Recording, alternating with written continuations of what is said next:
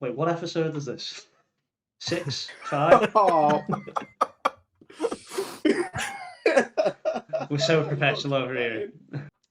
Hello and welcome to episode 5 of the Good Poets Game podcast. Me and Poetic are here today, joined by the ever so lovely 8-Bit Barber. 8-Bit, tell us a little bit about yourself and just let people know who you are and what you do. Thank you for having me, guys. I am primarily a streamer, primarily a retro gaming streamer, and content creator. Most of I've been gradually trying to migrate over onto other platforms recently, but the bulk of my activity has been on TikTok for the longest time, the absolute longest time. And it's weird as well because it was never something I intended to start with. My TikTok channel started as a wildlife channel. Really? I didn't know that. Yes. It started as my TikTok channel. I used to live abroad. I used to live in Cyprus, and Nice. I was finding all sorts of cool stuff like praying mantises. They get these things called starred agamas that look like bearded dragons. Oh wow. And little geckos and all that kind of stuff. So I live where the wind hurts my face. We don't have anything interesting here, so that I was running around like filming stuff, and that was going to be my content. And then I ended up back in Scotland, and while living abroad, I came across, you guys know Retro Sega 81? Yes. Yeah. I found his channel and just was watching the streams all the time, and ended up becoming fairly good friends with the guy. And he actually convinced me to get into this, get into streaming. Nice. It usually is someone else kind of like, no, Yeah. you'd be good at it. Crack on, get on. That's what I'm trying to do with Poetic and the streaming at the minute. He's got the content on lock. He just needs to jump into streaming, and I think you'll love it, mate. I really, You would do. smash it as well, dude. You would. Yeah. Oh, That's thank it. you. Thank you. I'm definitely going to try. March that's one of my objectives for March. Start streaming. So you heard it here first. Yeah. We heard it here first, man. Yeah.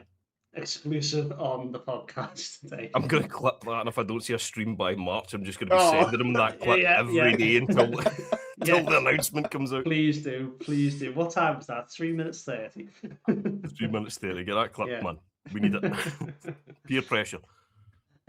So, just kind of give us. We're going to go into a bit of kind of content creation, and obviously you talked about how we came to know you and how you started and things like that. So, Poetic, if you want to start on your first question. Yeah, I guess.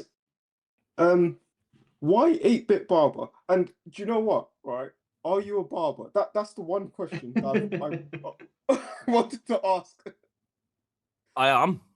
That's my profession. Brilliant. The reason 8-Bit was at the time, I was playing a lot of, the little NES Mini. Yeah.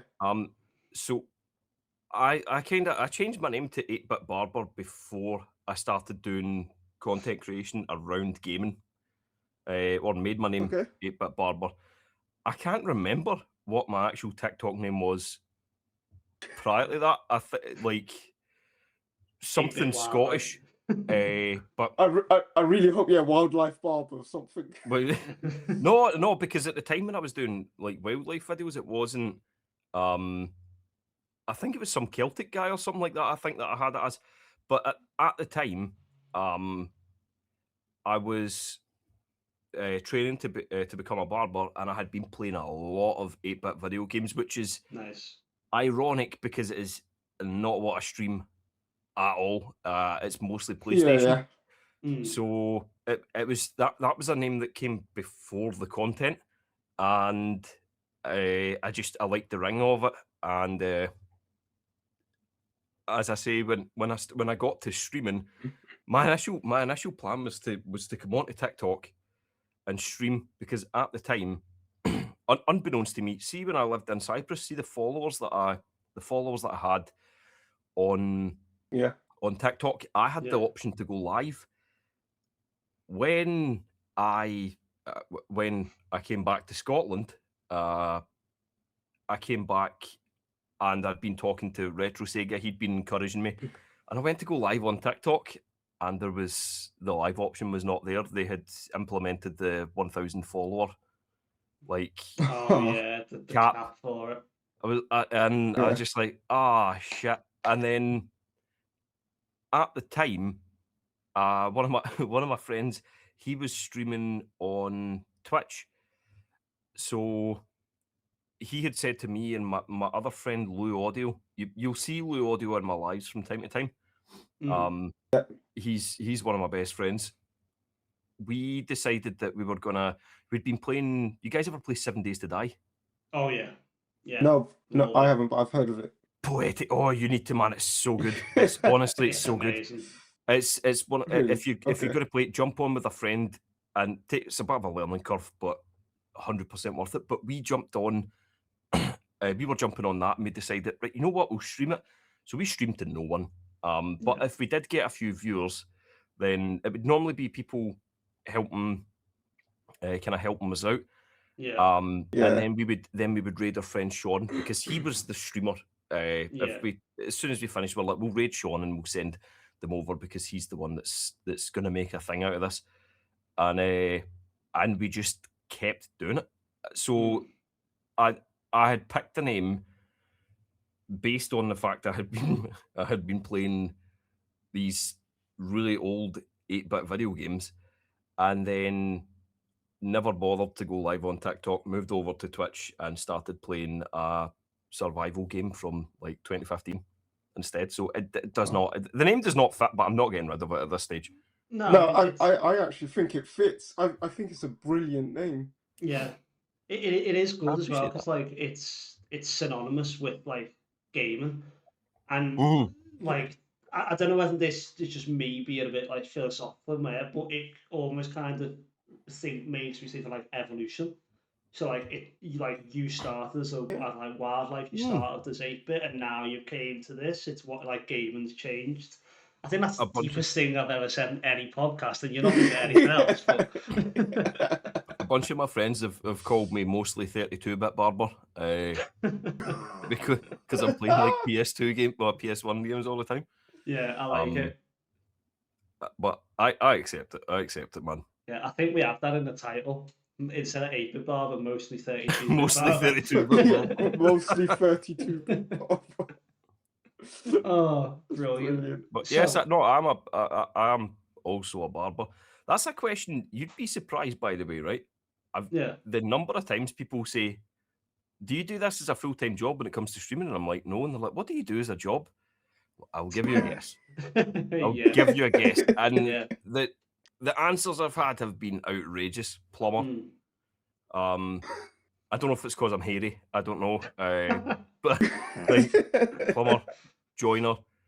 I'm like, look at my name. And sometimes it still goes over people's head. I don't know. I don't know what that is. Do you find the kind of the knowing about games and things like that, it actually helps you with, you know, your profession, or like vice versa? And is there any kind of transferable skill kind of thing with it? There is, and it seems weird. So there's been a few guys. See, when you start, when you're the new guy in a barber shop, you are radioactive. Yeah. Right, you are radioactive. No one wants to go near you until they've seen a few haircuts, especially the one that I work at. That shop has been going for decades. Oh wow! Like almost 30 years. So the guy who runs it has been there for like 30 years. He's in his 60s. The other guy has been there for like 17, 18 years. And then there's me. So there'd be sometimes maybe I would get someone in. You start off with pensioners for whatever reason. The pensioners, they're the first guys that will jump into your seat, right? And they'll get, because they don't care. They don't care. Yeah. If their hair's slightly shorter, their wife isn't complaining at them.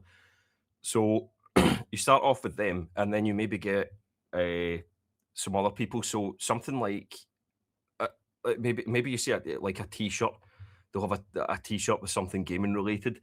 You start a conversation with them, I noticed that other gamers, other people who were into gaming, would then be like, "No, I'm going to wait on him." Oh yeah. And right, because they wanted to talk to me about games. Yeah. This has been very helpful, especially with young kids, because there's a lot of young kids who really, really don't want to get their hair cut, right? Yeah. But if they come in and they can talk to me about what they've been doing in Minecraft, they're delighted. Oh yeah. Because Yeah. whenever they speak to their mum and dad don't know about it, they don't care about it. But they can talk to me about Sonic or Mario, and I can tell them, do you know, I've got the original Mario games, the old Mario game. They're fascinated. Yeah. So then when it comes to getting a haircut, they're excited to come back in because they can speak to me about games. They can tell me what they've been doing and learning about it. And it actually led to one of the sweetest interactions I've ever had in my life. Oh, go on. Where I had been cutting one guy's hair and talking about Skyrim, and there was a guy there with his son. His son was like in his teens, and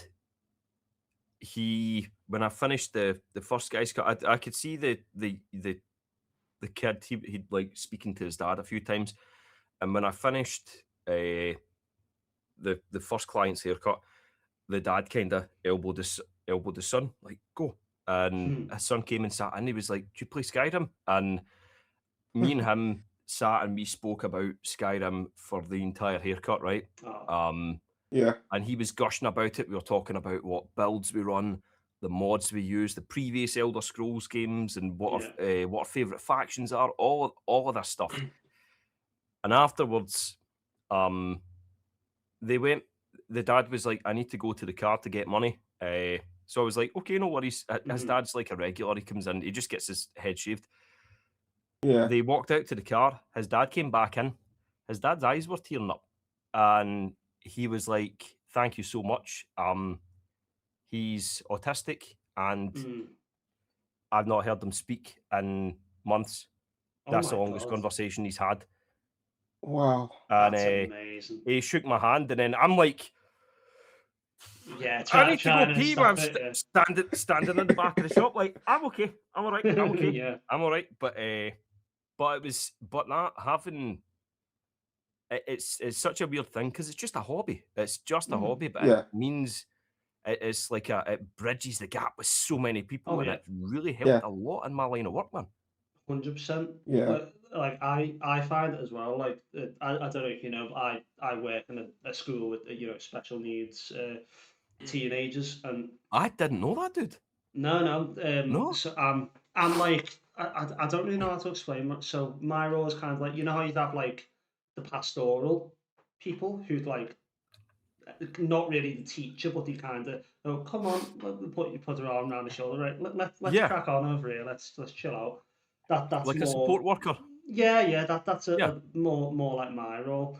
And there was a kid a few weeks back, and you could see he was starting to kind of go into meltdown. And I remember I came in and just kind of went, "Did you see the PlayStation Access the other day?" He's like, "Oh no, what's that?" And he's like, "Oh mate, it's amazing. You can go online, you can watch it on YouTube, and they show all the new games coming out." And he's like, "What? You can get like," because he was very early in his kind of gaming of like going to the shop and just going, "That looks cool. I'll buy that." Like we all kind of start with, and it was like his brain exploded. And I was like, "Oh, tell me more about that." And he was meant to be a lesson. But we were sat there like just chatting for ages, and it was great. It was really good. But I think a lot of people don't really get that, like how such a little conversation can help people so much. Not even just like autistic children, like just adults and anyone who like. That's kind of why like I think I think you'll agree, but like the streaming is so good because I've had a few people come in and just go, "Oh, I've had a really bad day," and I'm like, "Okay, well you can sit with me and play this game." Yeah. You know what I mean? And it's a nice environment. I really like it. Sorry, I kind of took your question there. No, not at all. Not at all. So moving on to the next question. Very, very simply, for your kind of your short form or your streams or whatever, how did you come up with the ideas for them? Initially, what I was doing initially with games, because I was still somewhat shy, right? I would do this, right? I would take a game, and I would move love. it. Sorry to cut you off. I love the fact that you just pulled an absolute classic off the shelf. What game is that? Worms Armageddon. Oh my god!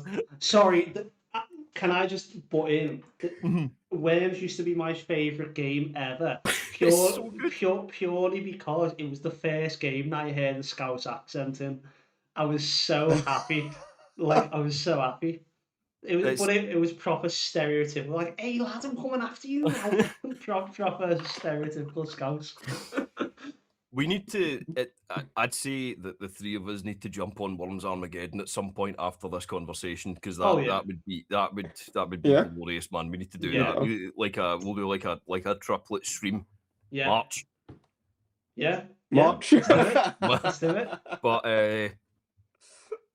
I would take like the game, and I would move it in close to the camera, right, and then it would black out, and I would open up like OBS, and I would just run a game capture, where I would do a bit of gameplay of the game, and it was just a "you guys remember this game" type thing. Then when I started streaming, I was like, I want to do videos that are kind of in line with the streaming, so I started doing videos that were like, I've got my stream set up, but we're capturing it, and it would just be me rambling about certain topics, you know what I mean? About certain topics related to video games. So I was doing like movie-based video games.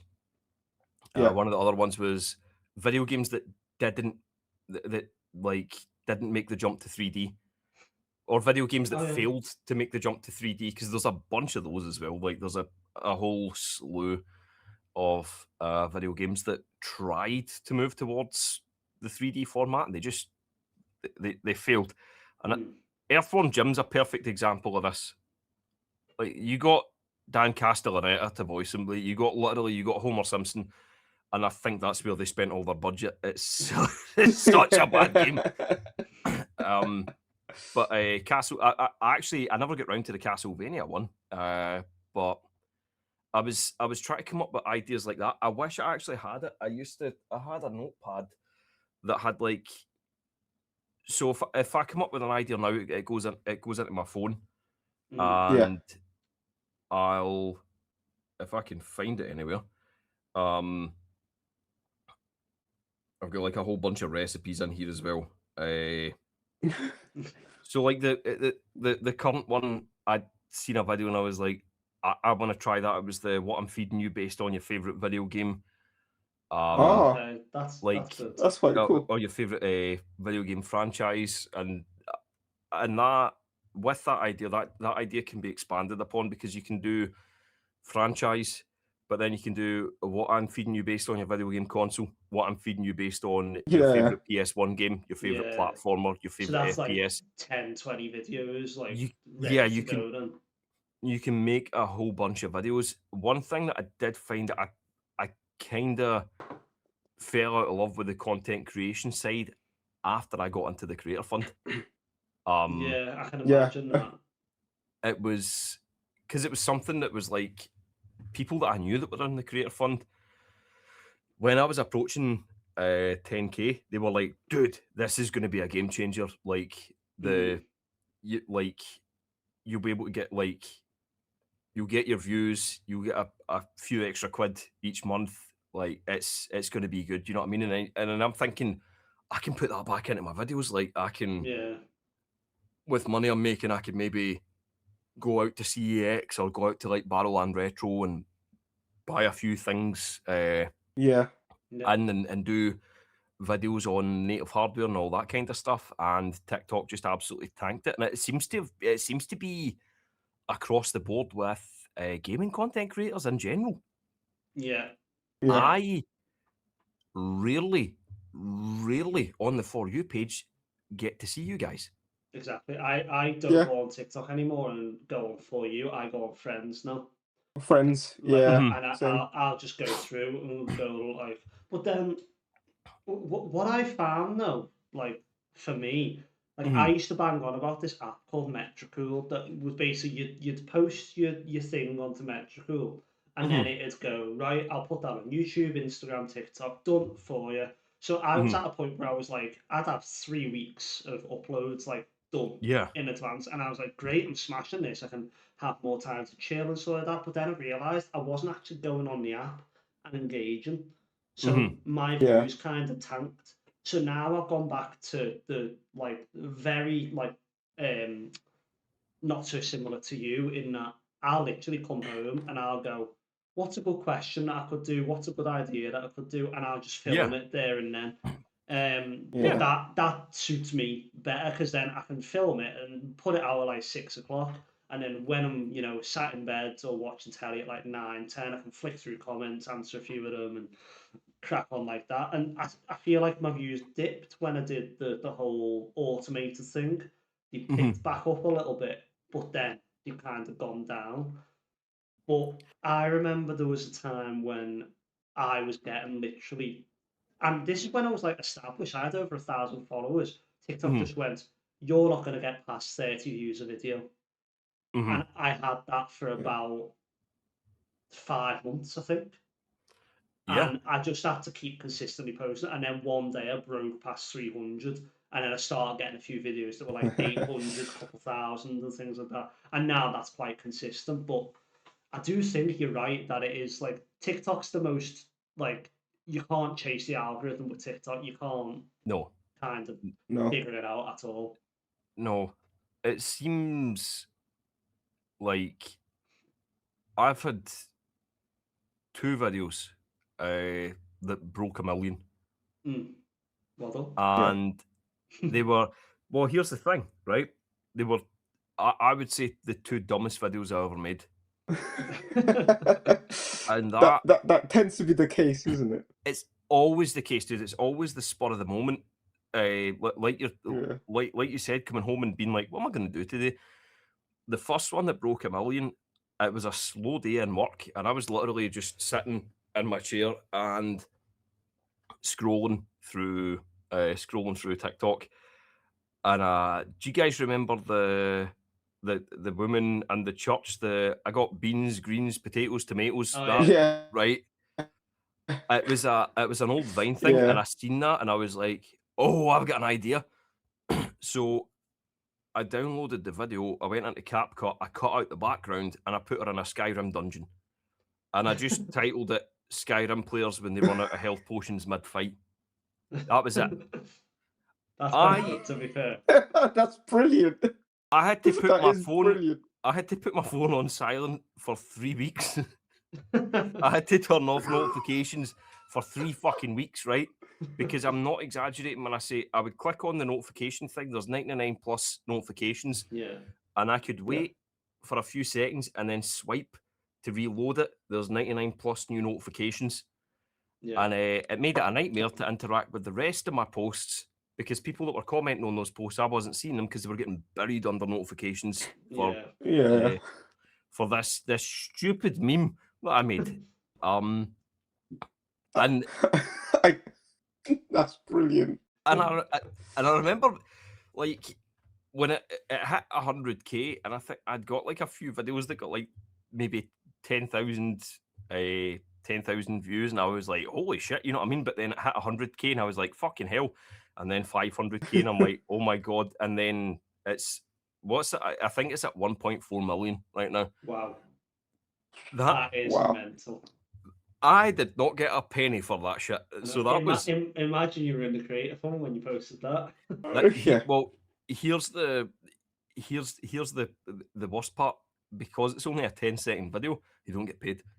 Oh mate. Right. Oh. So Oh yeah, it's got to be over a minute, hasn't it? It has to be over a minute. So one of my viewers, one of my part of my community, her name's Strawberry Kitsune. I was talking about the fact that sick name. It's such a good name. I was talking about the fact that like the only videos I have that do well are these stupid memes that I make, right?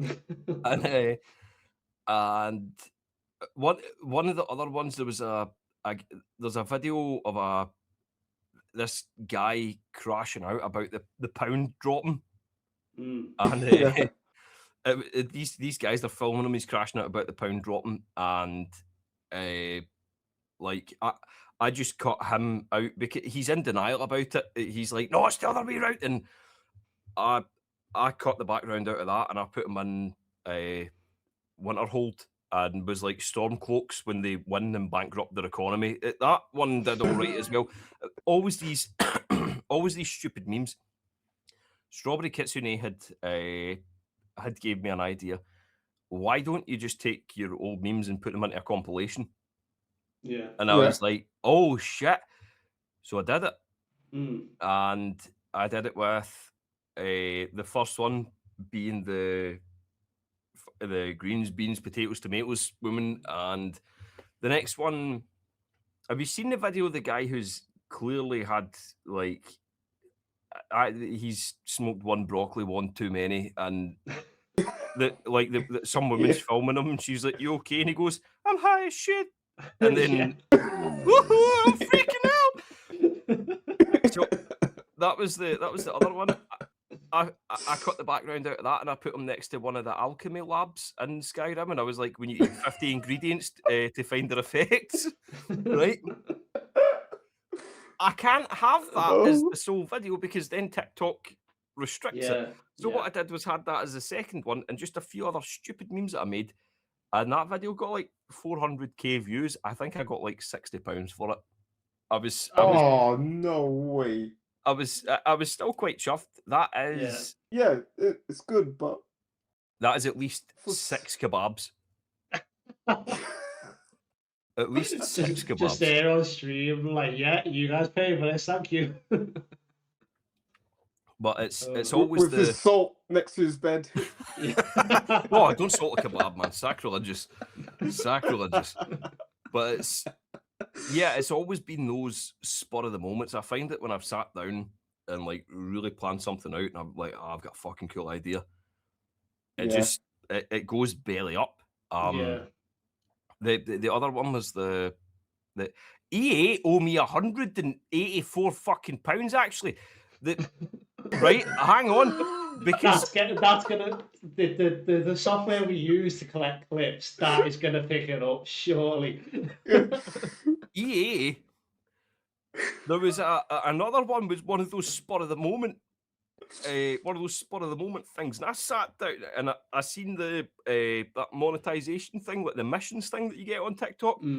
I was like, what is this? And it was like Sims. They were running some cozy event, and it was like base payout was like 100. Oh, was it 140? I don't care. It was over £100, right? That was the base payout, and I did that video. I made that video. It was just before Christmas. I was literally sat down ready to stream. People were like, if anybody's wondering, if you see that video and I've got a Santa suit on, that's why, because it was like on the run up to Christmas. So I was like, I can make a video on Sims, and I made the video about this event. It got 1.2 million views, and I got nothing. And I was supposed to get money for it, and I remember just being like, end of the month, they're going to pay out end of the month. And I'm that petty. I went back and I actually screenshotted it a few weeks ago, because that'll be a future video. And the thing is, it was like for top performing videos, you could get like extra. You could get extra money. You know what I mean? I think mine's placed 11th in terms of all the entries. I think it was like 11th. That's and brilliant. The top, it was like the top 5 entries got extra money. Yeah. The bullshit they hit me with is that they said that I was awarded with extra views. You owe me money, EA. That's through your work, though, surely. Like, that's not EA giving you them. That's you doing the video. Oh my god. Never playing an EA game again. I'll just rescind my Creator Club application. So I've got a question then. How do you deal with situations like that, like where you've put so much effort in and the results that you wanted aren't the results that you've gotten? Alcohol. No.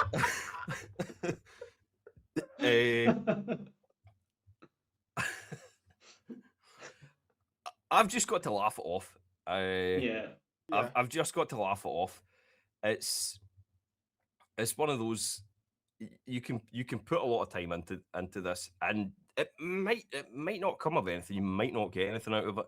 That's partly the reason why I've been moving people from, well, trying to anyway, move people from TikTok over to Twitch, because it's like, TikTok seems to be getting worse, especially in relation to gaming related stuff. And then, like, whereas on Twitch, I think another thing I got really annoyed. Did you see when they put their sub prices up? Yeah. What was that about? Yeah. And that wasn't for us. That was not for us. That was not for us. We didn't see any of that. Like 70% of the cut anyway. So when they did it, I went on live, and every live, anybody, when I seen the super fan thing, I'm like, can you do me a favor, please, pal, and just cancel your subscription? Because it's like, I will not tolerate it. They're a greedy company, and they and I don't see, there's, what is it, like $7.99? Something like $7.99 a month. Yeah, and they also have it. I don't know why, but on Twitch, for some reason, if you buy a sub on mobile, it's more expensive than if you do it on PC. What, man? But by like, because I remember I had like, because obviously, like, as you guys know, me and Game Matter are quite good mates, so I had like a rolling Prime sub, not a Prime sub, like a rolling sub, so that I just kind of didn't think about it. I was like, yeah, he supports me, I'll support him back, sorted.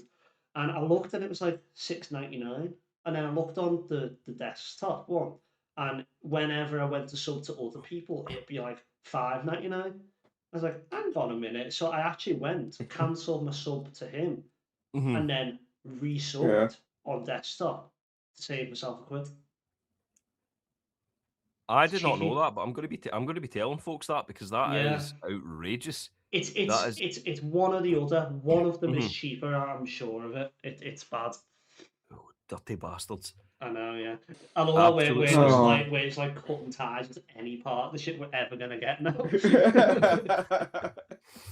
Jeff Bezos has got us in his little black book, just like that. Nope.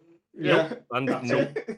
But do you know what? Right, I had a situation like not too dissimilar from that the other day. I had an email from a company, and you guys have probably got these emails as well, saying, "Oh, we really like your content, and you know, we got this game, we'd like you to promote it. We'll give you X amount of money, blah blah blah."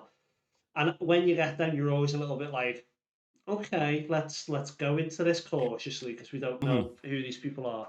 And it's for a game called Hunt and Sniper. Right. So I kind of said, yeah, sounds good. Send me over the information. I'll have a little look at it and stuff like that.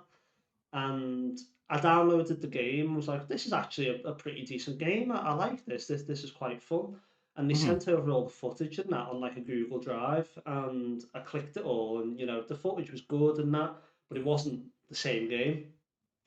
So I was like, I never emailed them back to say like, I'm not going to be a part of this. Just thought, right, let's just leave it there.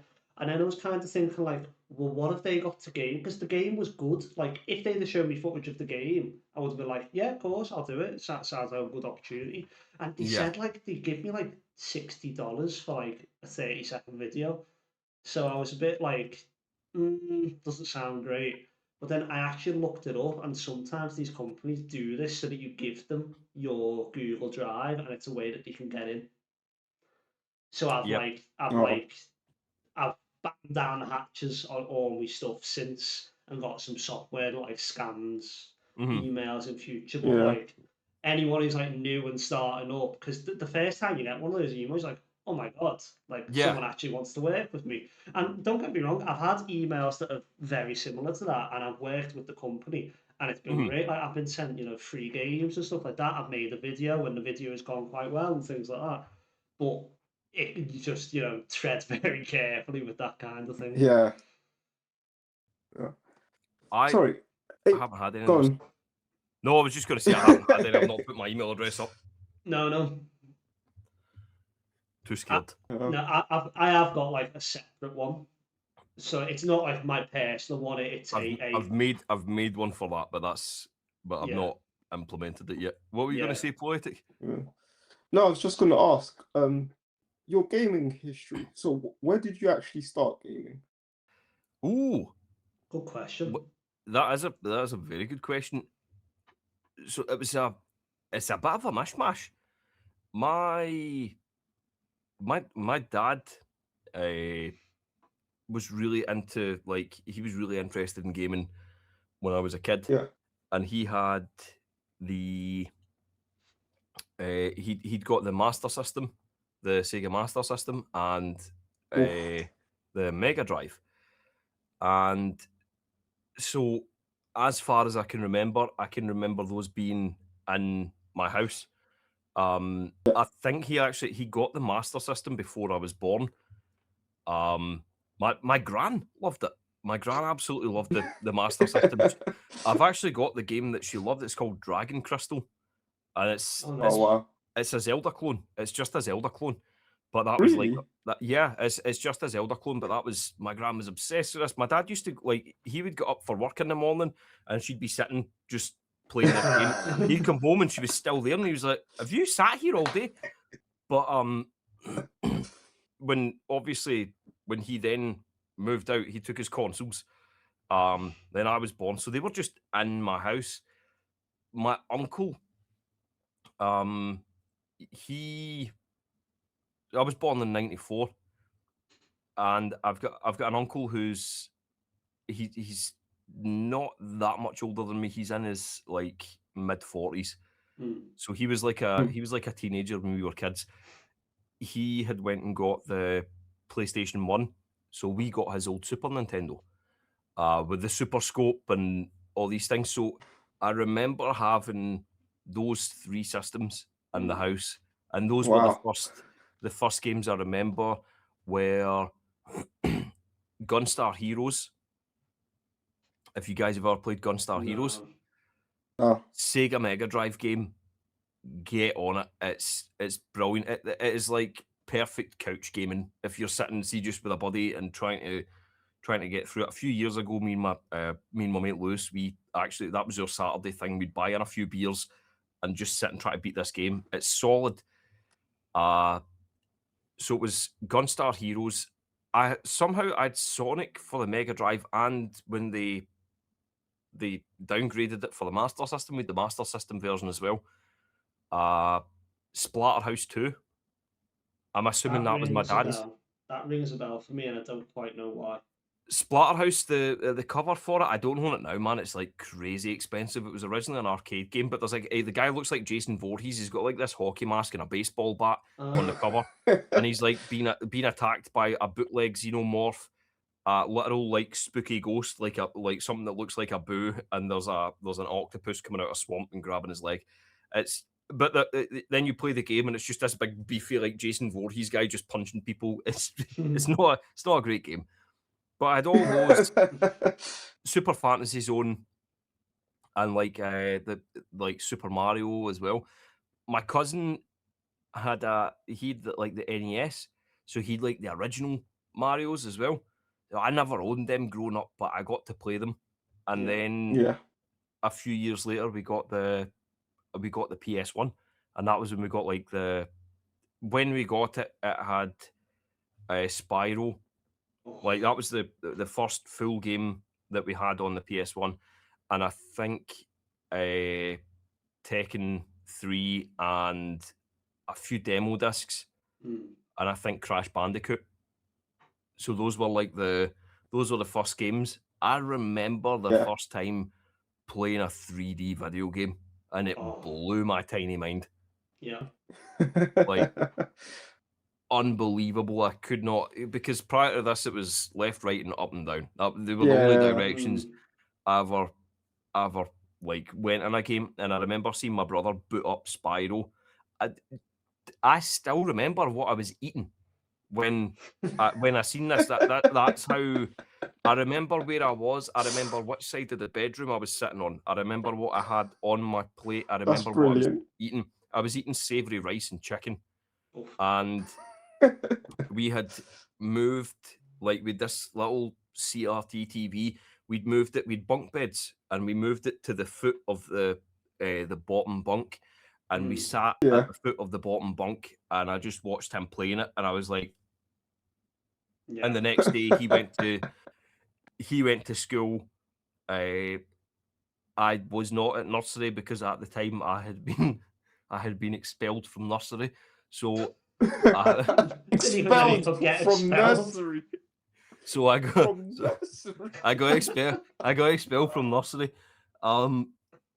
So I got to I booted it up and played it, and I immediately fell in love with it. And to this day, it's my favorite game. What, Spyro? Spyro. Just the first Spyro. It's nothing comes close to it. Yeah. Is that why you play it so much on stream? Oh yeah. So this leads me on to my next question. Retro or modern games, 8-bit? Depends how you define what retro is first. Yeah, depends how you how would you define retro? So for me, sorry, go on. No, absolutely, go on. So for me, I think the PS3 is on the cusp, personally. I think PS2, PS1, and before are definitely retro. I think kind of the last. I think I'm 27. If I look back at like some of the games that I played on PS2 and I played them now, they would not hold up. So I think like that's a good like what 20 years ago, something like that, isn't it? You say PS2? Yeah, I'd say PS2 is retro. No, PS2 is more than 20. Is it? Oh, mate, I'm going to hurt your feelings right now. The Xbox 360 is old enough to buy a pint in America. Yeah. No. Yeah. The PS2 is sorry, the 360 is PS2. The PS2 is 2002. That's why it's skewed for me, because I was born 98. So I remember growing up, and I think when I was like about 5, my mum and dad got a PS1. So I think we kind of got the previous console as the new console was coming out, because the price would go down. So I think that's why it's like a bit skewed for me in my head of when they came out. So how old's the PS2 now? Like 23? 24. Wow. 24 years old. It's got a mortgage and a wife and kids. It's got, I wish that I could afford the mortgage when I was 24. Yeah, me too, to be fair. Me too. But the 360 is the 360 is old enough to buy a pint, not just in the UK. The 360 is old enough to drink in the States. Yeah. But I would say I would go retro. I like modern gaming, right? I enjoy modern gaming, but there's been an upsetting trend, and it started. It started around PS2. It probably started before that, but where I noticed it was PS2, where it was like you could have an IP and it was good, but then they see a different IP doing well, so what they would do is they would just change it up, and before you know it, all these games all start to look the same. Yeah. The same things gradually happened with music and stuff like that. But I think with like retro gaming, you can go back and and it's not to say that there aren't great indie studios that are producing like very unique, very interesting games. But like way back then, companies were taking risks. They were going, I've got an idea, and they're like, you know what? Never seen that before. Let's do it. I always use the example of Toe Jam and Earl. If you were to walk in, you guys played Toe Jam and Earl? Sorry, can you just say that again for me? The way that you say that is amazing. Toe Jam and Earl. Toe Jam. Sorry, I love it. Go on. Have you guys played Toe Jam? Have you played it? No. Right? No. It's one of my favorite games of all time. They actually recently made a new one, right? But the only reason the new one got made is because of the prestige that the franchise already has. I do not have the case. I think it's in one of the storage boxes. That's how when big I described the collection is. It's our storage boxes for them. I've got it's not a big. I've actually got a very small collection, but it's just that I don't have a lot of space, so like things have been shuffled around. Yeah.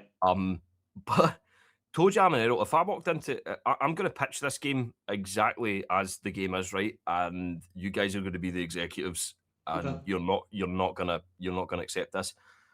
Right, so I have this idea, right? There's these two aliens. One of them has 3 legs, and he's really skinny. One of them has 2 legs, but he's like rotund. The two of them love hip hop, right? Like 90s hip hop beats, and like funk. That's their thing.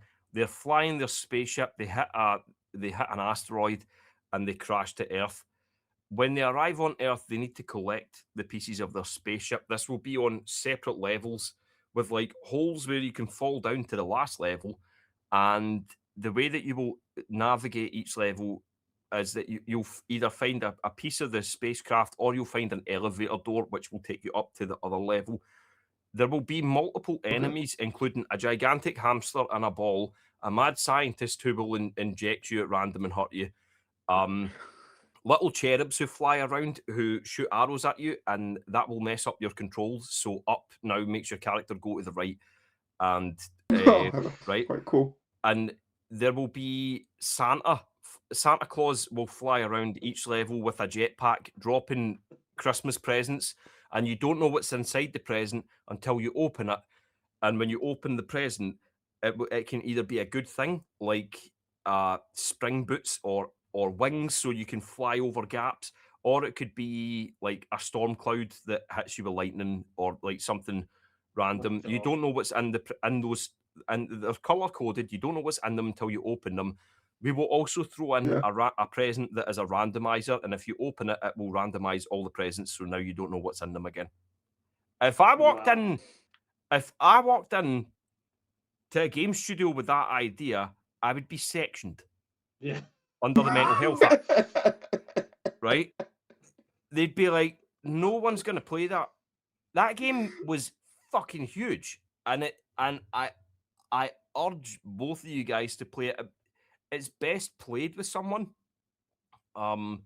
It's best played with a friend, but it is like peak 90s. In fact, Macaulay Culkin's a very big fan of the game. Oh, really? Just weirdly enough, right? Macaulay Culkin's a huge fan of the game. When he was on, did you guys watch Angry Video Game Nerd? No. My brain wants to say yes, but no.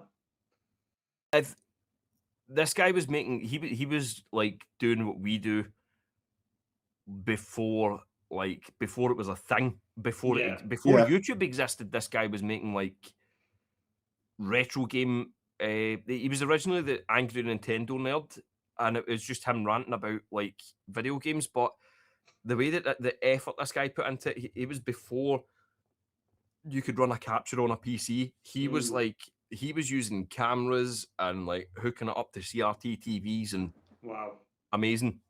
But he actually, about 3-4 years ago, did a Home Alone game special with Macaulay Culkin, and that was what he talked about, the fact that he loved Toe Jam and Earl. But back to the idea behind that game is outrageous, right? It's wacky.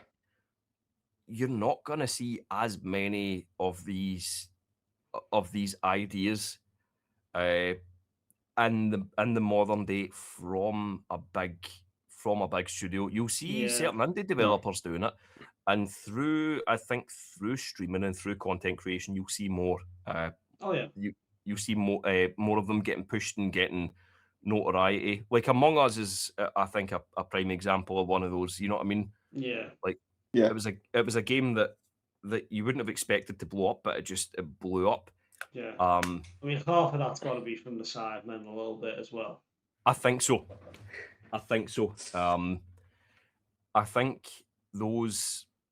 I think that's why I gear towards retro, because even still to this day, the backlog of games that exist on older consoles, like we could, if we were to just go from, let's say PS2, right? If we were to go from PS2 backwards, we could play through those games for the rest of our lives and never run out of games to play. Yeah. Like, never run out of games to play. And there'd be a lot of them that are very samey, but there would be a lot of very unique, very interesting ideas. And some of them just never carried on because they realised, well, first-person shooters are selling really well. Well, these sports games are selling really well. That was what Bethesda started. Bethesda made sports games. I did not know that. Bethesda were a sports game company, and they decided that they wanted to try something different. And it was Ultima. I think they'd been inspired by Ultima. They wanted to create an arena fighter. So it was like you would go into an arena and you would have like a team of 4. You would travel from town to town and go into these arenas with your team of 4 that you would craft. You would fight, and then if you won, you would move on to the next town. And they realised that it was very repetitive and boring. And they were like, "What if we added these little side quests in?" Yeah. And they added in little side quests, and the testers, and one of the testers was Todd Howard. At the time, he was working as a tester at Bethesda, right? They were like, "This is like a lot of fun. Those little side quests are like more fun than the actual core game. What if we did something with this?" And they were in agreement that it was a good idea, but they were like over their deadline, so they drafted up this story, like this kind of main story, made a main quest, had side quests centered around it, and at the time the problem was they'd already paid for all the artwork. See, like the game cases, everything had already been bought, which was like Arena, you know what I mean? And they were over budget, so they were like, Elder Scrolls Arena. We'll call it Arena because like Tamriel's so violent, people would call it the Arena. They completely scrapped the idea of this combat game, and they made the first Elder Scrolls game. Wow. And it was absolutely not what was planned, but it was just from testers being like, "Here, by the way, we suggest this," and the studio listened. The studio listened to the devs and to the and they went a completely different direction. You wouldn't see that today. You wouldn't see a game that's midway development and people were like, "Here, we've got an idea," because the top brass would be like, "No, we're over schedule, we're over budget. That's not happening."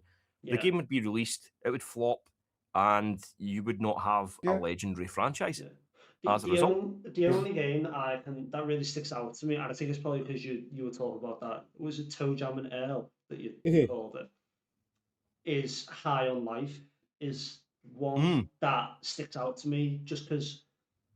But the key difference is that with High on Life, it is a first-person shooter, but they have took one element and just went, "What if your gun could talk?"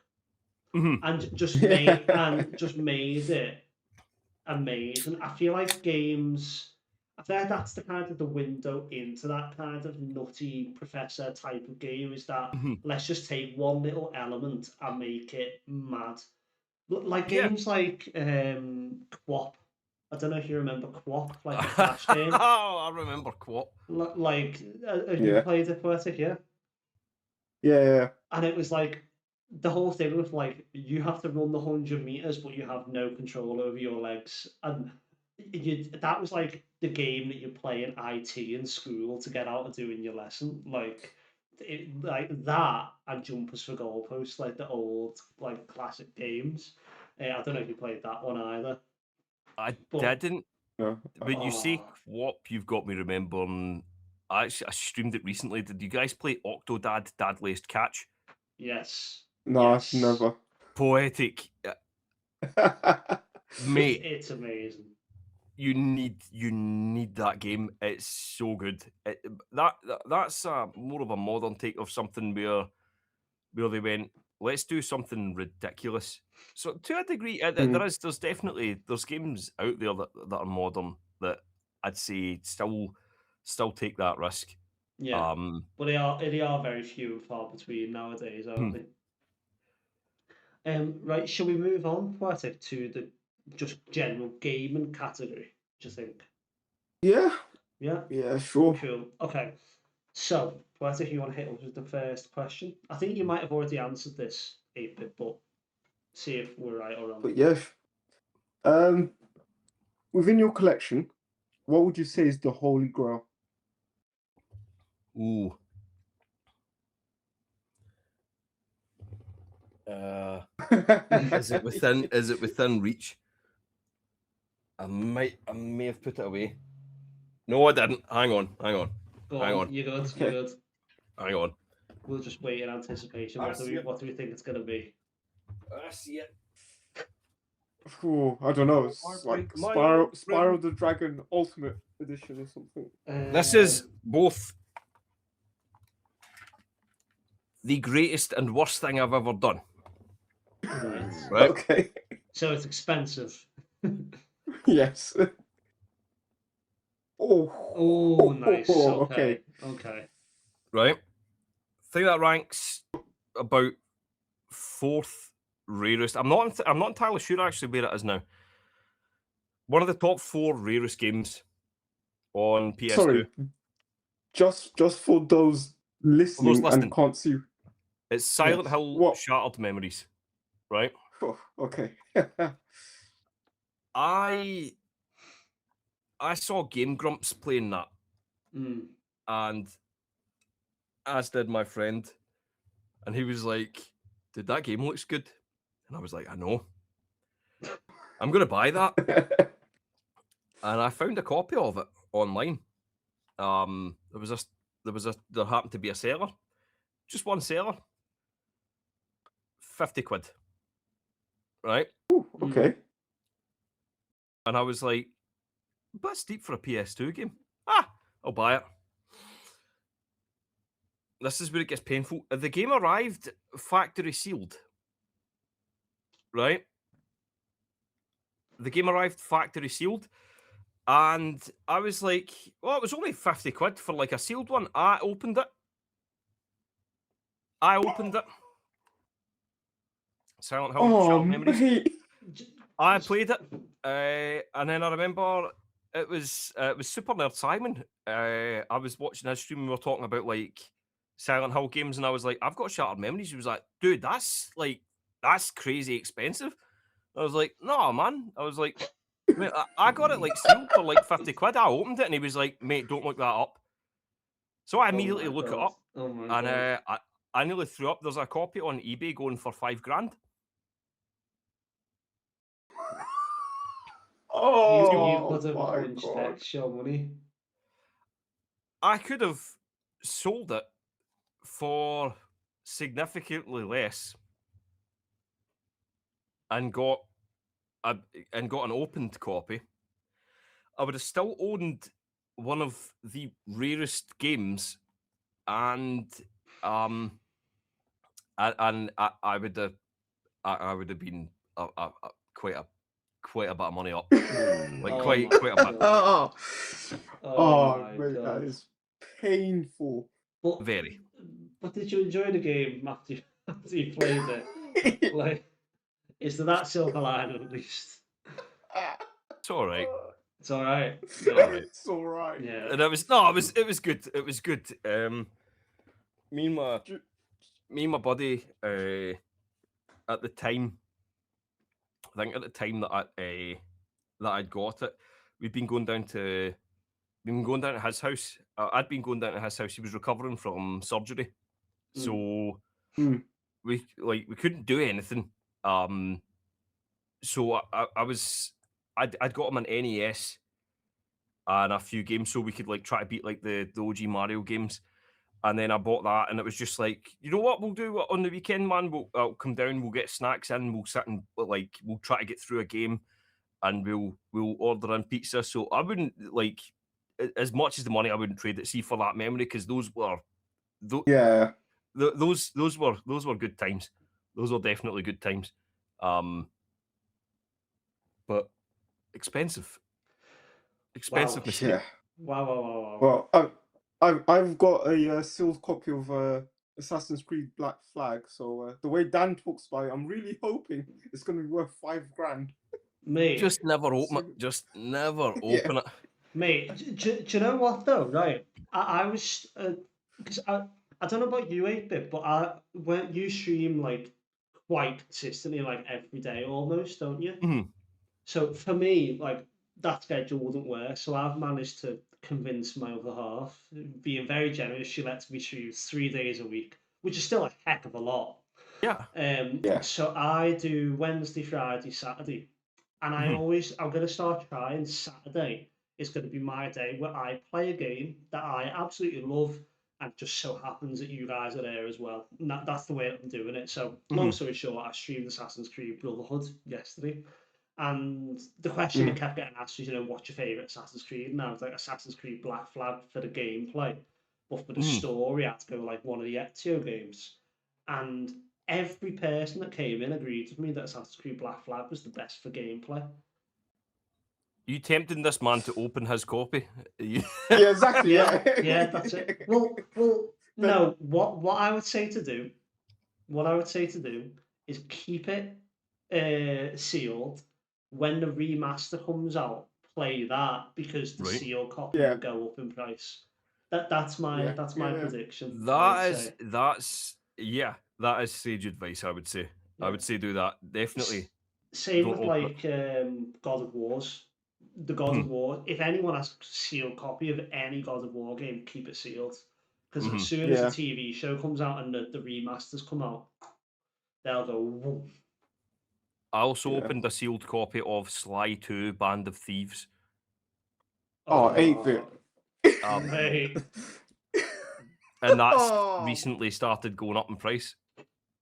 Oh, mate. Just stop opening games. Just stop it. I wasn't aware at the time. I was just some guy like buying like retro video. I wasn't on TikTok. I wasn't like, so I didn't know. I wasn't connected to like the greater. 8-bit's gonna find a sealed copy of Kuon and like open it up and be like, "Oh, guys, look." That one I'm aware of. Do you know what? Right? Actually, I absolutely done CEX. Like, I done them. Right? I went in a few years ago, and I went in, and I looked into the little retro kind of cabinet, right? And they had a Castlevania game, and I was like, I've never seen that before, and they wanted £50. I don't know why, right? But for whatever reason, if I see, at least at the time, if I seen a game and it's got the £50 price mark, I'm like, I'm having it, right? Because there's a reason it's £50. It's either rare and will go up in price, or it's just good and it's in high demand, so it sells pretty quickly. And it was Castlevania for the Sega Mega Drive, and the new generation it's called. And I bought it, and then this was in summer, so I bought it, I played it, I loved it, and then come November, it was my friend's birthday, and because the same friend, I had been taking my Sega Mega Drive down to his house every weekend, so that we could play Gunstar Heroes, Toe Jam and Earl, all of those kind of games. So I was like, I'll get him my Sega Mega Drive, and then I'm like, and I'll get him a handful of games, and he can have his own, because he was like getting into collecting. He'd started like with his N64. was like, I'll get him the Mega Drive and a bunch of games, and then he'll be able to. And I bought the Mega Drive, and then I was that way where I was kind of brainstorming. I was like, fuck, I'll get him that Castlevania game. Then that's one he can play when I'm not here, and because it's a fun. I looked it up, man. £255. Wow. That was on sale for, and someone at CEX sold me that for £50. Wow. So that's I managed to. It's not quite £5,000, you know what I mean? But yeah, but still, it's a fair bit of money. £200. I was like, yes. Yeah, that'll do you. I think you've already answered this question. And going off your mug, I'm going to say that the answer is Spyro. So I'm going to say, apart from Spyro, what is your favourite game of all time? Should we say apart from any games mentioned previously in the podcast? Oh. Just to make it a little bit harder. Difficult, lemon, difficult. I might say Oblivion. Ooh, yeah, okay. good shot. I might say one that I've never played, actually. Possibly Oblivion. Oh, or mate. Mm. You need to play Oblivion. You need to play Oblivion. Do you know what it is, right? I had a mate in high school called Pavel. And he used to absolutely love Skyrim, like to the point where we get the bus to school and he'd be talking to me about Skyrim. And at this point, I was very like, Call of Duty, FIFA, that's what I'm playing. I'm not going to really expand my horizon. I wasn't a proper gamer in my head anyway, because if that's all you're playing, you're not expanding your horizons enough. I'm sorry. But he used to go on about Skyrim so much, and I was so sick of it. I kind of vowed to never play it because it was just like, I'm sick and tired of hearing this game. Yep. And then we kind of finished high school, and you know when you finish high school in year 11 and you do your exams and then you've got like extra time off, like before the summer, so you end up having like 10 weeks off or whatever it is. And I was like, do you know what? Let's actually go in and sink my teeth into this game. And I never actually finished Skyrim until about 3 years after I started my first save, because I enjoyed it that much that I just wanted to keep going. Yeah, just wanted to keep going with it. And I never actually played the DLC for Skyrim until like very, very recently. All like right, the last 3 years, like very recently. Which were very, very fun. I particularly liked, is it Dawnguard, the vampire one? I really enjoyed that. And I don't think a lot of people did, but I found that really interesting. I liked it. It was a lot of fun, man. I did it from both sides. I prefer taking the Dawnguard side. I don't like the vampires. I found them insufferable. Like the Dawnguard are just like, we're tough. We hunt vampires. The vampires kind of remind me of, you know, when you went to school and there was like you'd meet a kid, you'd get on with them, right? And then you'd meet their parents, and you're like, oh, you guys are fucking assholes. Like, you guys are like they find that I come from I'm not going to say it's a little bit rough, right? I come from it's a somewhat rough area, right? Yeah. But like when you would meet the parents of the kids that were from the kind of nicer area, and they'd be like, "Oh, you're from there, are you?" And is it violent where you live? Like, that's the way that's the way the vampires got me. Don't worry about being in a rough area, mate. When I grew up, if anyone knows, like Liverpool, I grew up in a place called Bootle, and that is like, I've never been in Liverpool, and I've heard the name, so that's put it this way. I remember waking up one night when I was 5 to hear like the clinking of metal going together. So what was that? And I looked out my window, and there were 2 guys with the shirts off having a literal machete fight. And I don't mean that someone was being like attacked with a machete. They were having these two guys were sword dueling. fight. Like, it was a but it was proper like they almost looked like they were fencing. It felt like they'd kind of gone, right, we meet at dawn, and they'd like lined up at two sides of the street, took 30 paces away from each other. I'm just picturing a Scouse guy just pulling his glove off and going, "I demand satisfaction, lad," and then the accent. Yeah, but no, I mean, like similar thing. Like I grew up in a rough area, like ridiculously bad in Wembley, and like the only reason I think one of the only reasons why I never got involved in any of the bullshit that was happening was because I was more interested in playing my N64. Dude, Like Yeah. literally. Yeah. Literally that, like, and when I tell people that video games saved my life, like that's literally what I mean, because a lot of the kids I used to hang out with in school have either passed away or they're in jail. And literally the only reason why I'm probably not there is because when I used to get home, I wanted to play Super Mario 64, mate. I don't want to go outside. Like, yeah, exactly. So, yeah.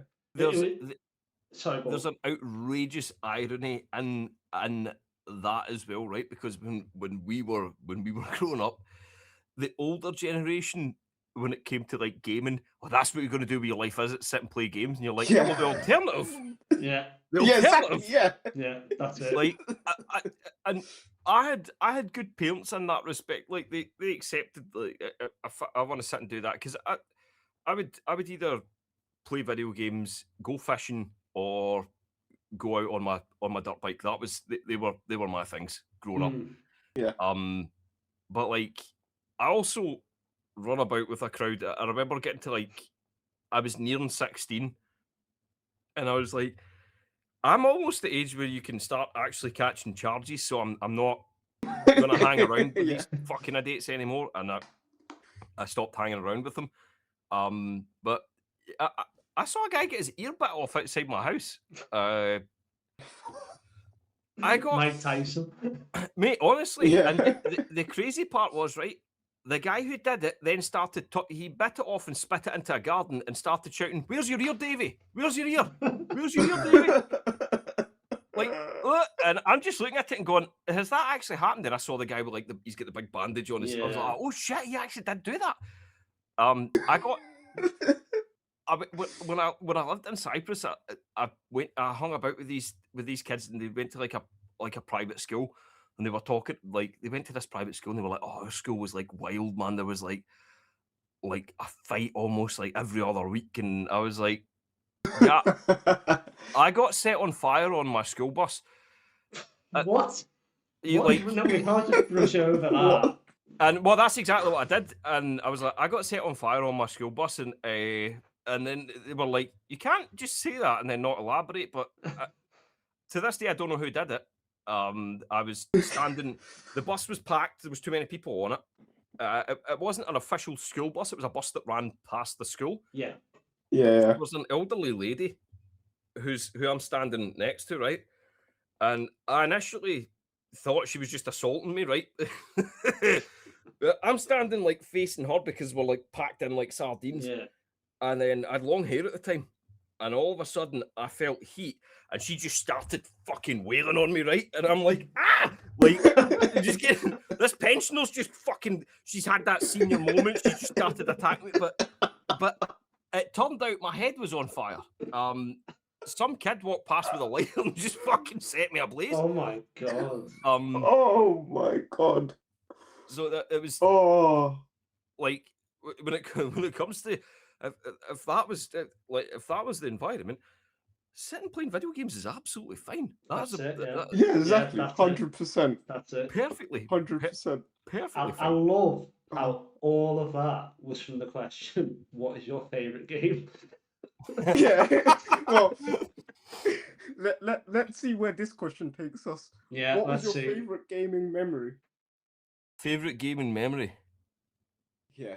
Oh. I think probably I took a hiatus from video games. Around the time that I just entered high school. Mm-hmm. Yeah. I took I think maybe the early start of the kind of first year of high school, I wasn't really bothered with it. And then I went and like into my brother's room one day to ask him something, and he was sitting playing Oblivion, and I was like, "Oh my god!" Like I've never seen anything like that before. Like it just looked amazing, and I was like, "What is this?" And I used to watch him play Morrowind when I was a kid, and he was like, "It's the sequel to Morrowind." And he was like, he'd a girlfriend at the time, so he used to like sometimes he would come home, he'd play for a little while, and then he would go see his girlfriend. And he was like, "Why don't he made that like a separate profile on his 360?" And he was like, "Why don't you make a character and you can sit and play it while I'm out?" So I was like, "Yes." And what I did was, and you'll know Poetic from playing Oblivion. See when you're going into the the Oblivion gates. Yeah. When you go in and everything's red and there's fire everywhere, Yeah. and it's just carnage, right? I had got at the time the latest Slipknot album, right? Which was the Subliminal Verses, and I ripped the CD onto the Xbox, and I just remember playing this with just metal, just like blaring out of the TV. I'm like 11 years old. I'm like, fucking yes! Like I was loving it, man. I was absolutely loving it. What like that day, it was like middle of winter. It's dark outside. No one's doing shit. You know what I mean? Like, no one wanted to go out and hang out. And I just sat for hours. And then he came home, and he was like, "How far have you got?" And I was showing him all the stuff that I got, and then he's giving me pointers and stuff like that. And I just did that the following day, and that I think it was that that Christmas. My mum was like, because the previous Christmas she was like, do you want an Xbox? And I was like, no, I wanted fishing stuff. I wanted I want some carp rods. I want or a spinning rod or something like that. But then eventually I was like, yes, I want a 360, and that reignited it. And then I was like glued to just sit and play in Oblivion for days on end. Dan, you need to download that game, mate. You need that game. I think it's going on the list for potential stream games, to be honest. I think a first playthrough of that would be amazing. Mate, it's you'll love it. It's so good. Poetic, what is your build? What's your do you know what? I actually cannot remember. What about your I cannot. Even your Skyrim build, do you go? I've never played Skyrim. You never played Skyrim? Oh, wow. I think, and the reason for that, right, is because I happened across Oblivion, right? So where I used to live, there was this like market on a Sunday, and one of the stalls would sell video games, right? And like every Sunday, literally, I would go there because it was a lot closer than Game Station was. So like I could walk to the market, but to get to Game Station, I'd have to take a bus. And so I built quite a good relationship with the guy that like owned the store, and he was like, "Do you know what, mate? Try this. This will keep you busy, right?" And so bear in mind, this is on a Sunday. So I've gone home, popped it in, and I've played the game, and then my friend knocked the door, like rang the doorbell for my house, because usually we would meet up at a certain place to go to school. And he was like, "Mate, why aren't you ready for school?" And I was like, "What?" And he was like, "Yeah, no, like we need to go to school." So like I was like, "Fuck." I was like, "Give me 10 minutes." Just threw on clothes, right? Bear in mind, didn't sleep. So I like obviously went to school, slept in school and all of that stuff. And then every night I would be playing this up until the point my mum would walk into the room and basically be like, "You need to turn this shit off." And it got to the point where I think I became I decided to become a vampire, and then it was pissing me off because I could only do stuff at night, right? And I stopped playing. Oh. And I was like, I cannot touch another Elder Scrolls game. If you, interestingly enough, if you go to Skingrad and speak to the Count of Skingrad, he is a vampire and he helps you obtain a cure.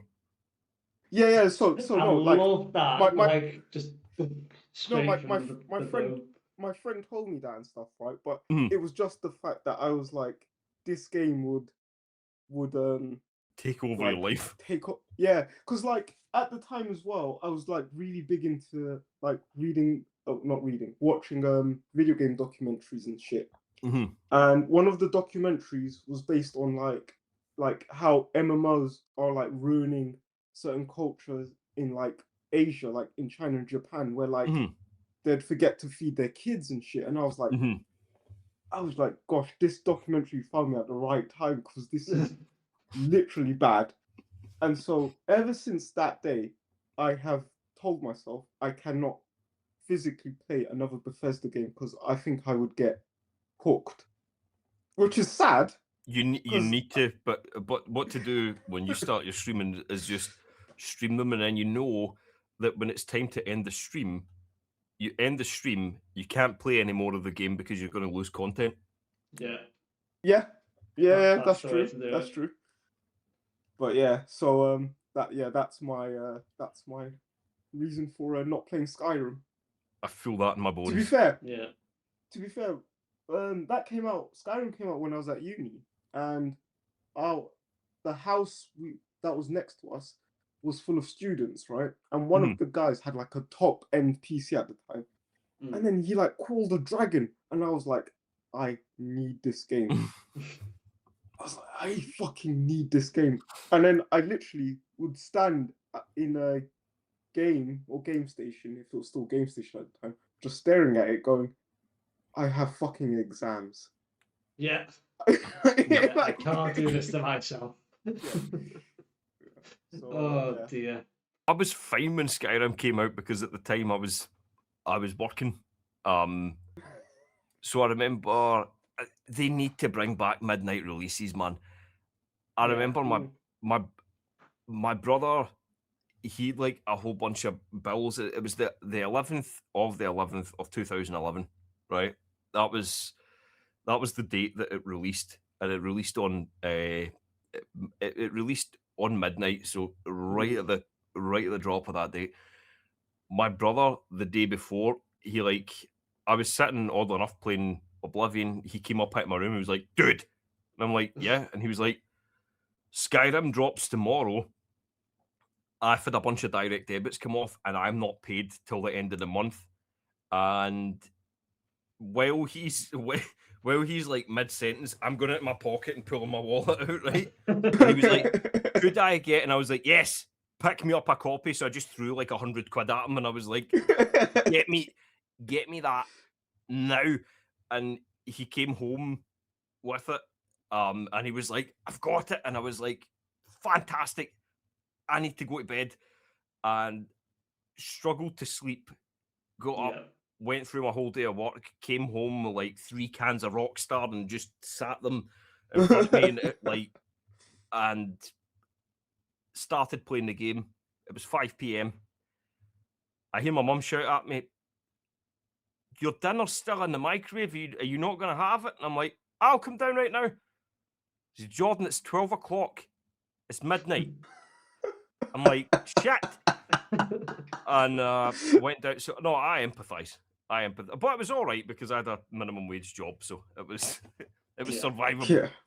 Yeah. Oh. That was amazing. Before we do move on, what did you study? What was it you did at uni? Oh mate, gosh, I did maths with computer science. Dude, that's fucking cool, man. That checks out.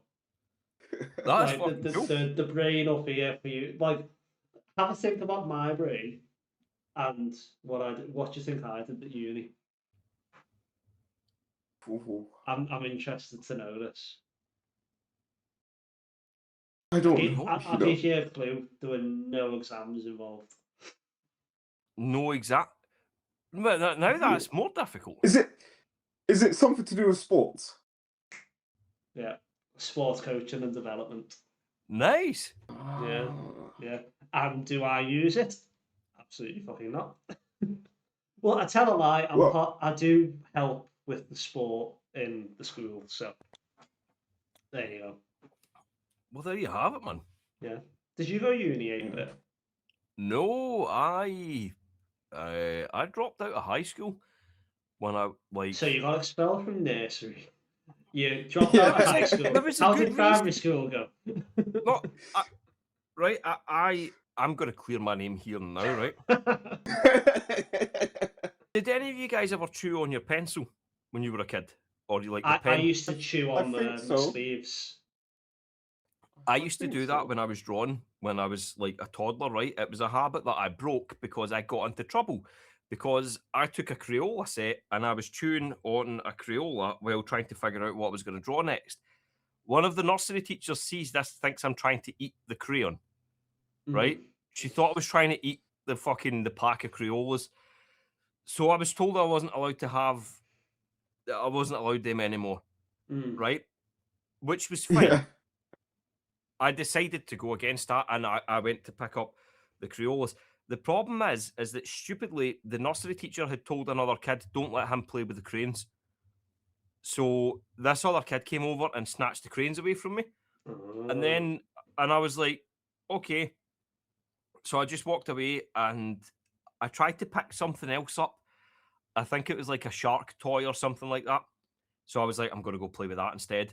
And I picked that up. And this little dickhead had taken it upon himself that he had like this authority. So he came over and he snatched that off of me as well. And I was like, okay, right, that's fine. And do you guys remember those little wooden train sets, right? Yeah. The like magnets. And so I was like, I'm going to go play with that, right? That was one of my favourite toys at the nursery. So I'm going to go play with the little train set. So this wee ball bag, he walks over, right? And he tries to snatch the train off of me. And by this point, I fucking had enough, right? So I pulled it back, right? And he reaches his grubby wee hand over and he grabs a handful of my hair and starts pulling my hair. So I threw a big overhand right and it landed square and I burst his nose and his top lip. He immediately started screaming. Yeah. The nursery teachers ran over and started yelling at me. I wasn't happy about the fact I was getting yelled at because in my eyes, as a, like, I think, 2-year-old, this is one of my earliest memories. How do you remember this? I was going to say, like, I remember nothing of nursery. Dude, because this was a defining moment.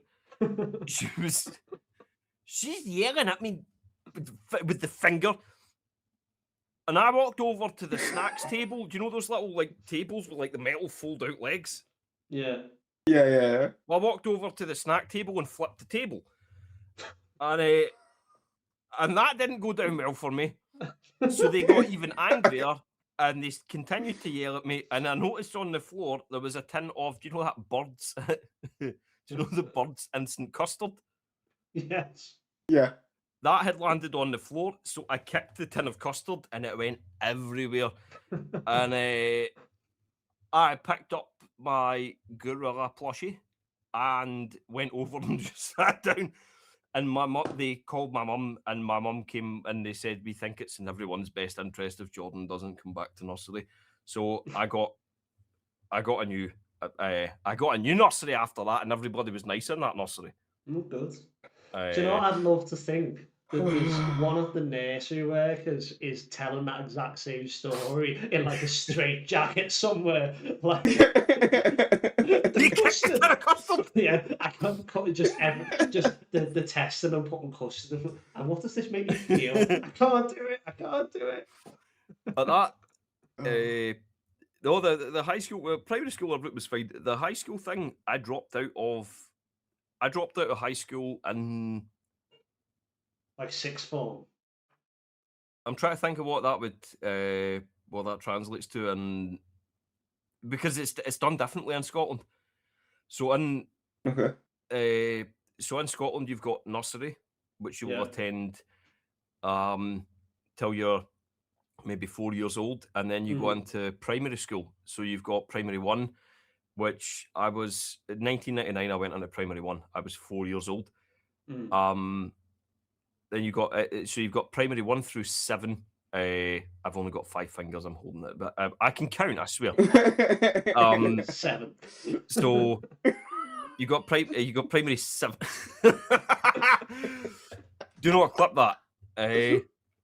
We got you get 7 primaries, and then you move straight into high school. And for high school, you've got 6 years of high school. Yeah. It was partway through 5th year of high school, because I got very unwell and started taking, like, I stopped sleeping. I couldn't sleep, and I started taking panic attacks at just random. Oh God. And didn't know at that point I was attending a cardiologist as well, so there was like a whole slew. They were trying to figure out what the fuck's wrong with them. It turned out to just be like it was a deficiency. It was like iron deficiency, folic acid, all these kind of things. But by that point, I'd fallen so behind on everything that it was like I sat down, I went in for a meeting, and the teacher was like, "So basically, you're fucked. Like, this year's it's not gonna work. What we'll do is we'll go and put you on one of those get ready for work courses where they put you out on a placement. And you do that for 6 months, and then you come back and do your 6th year."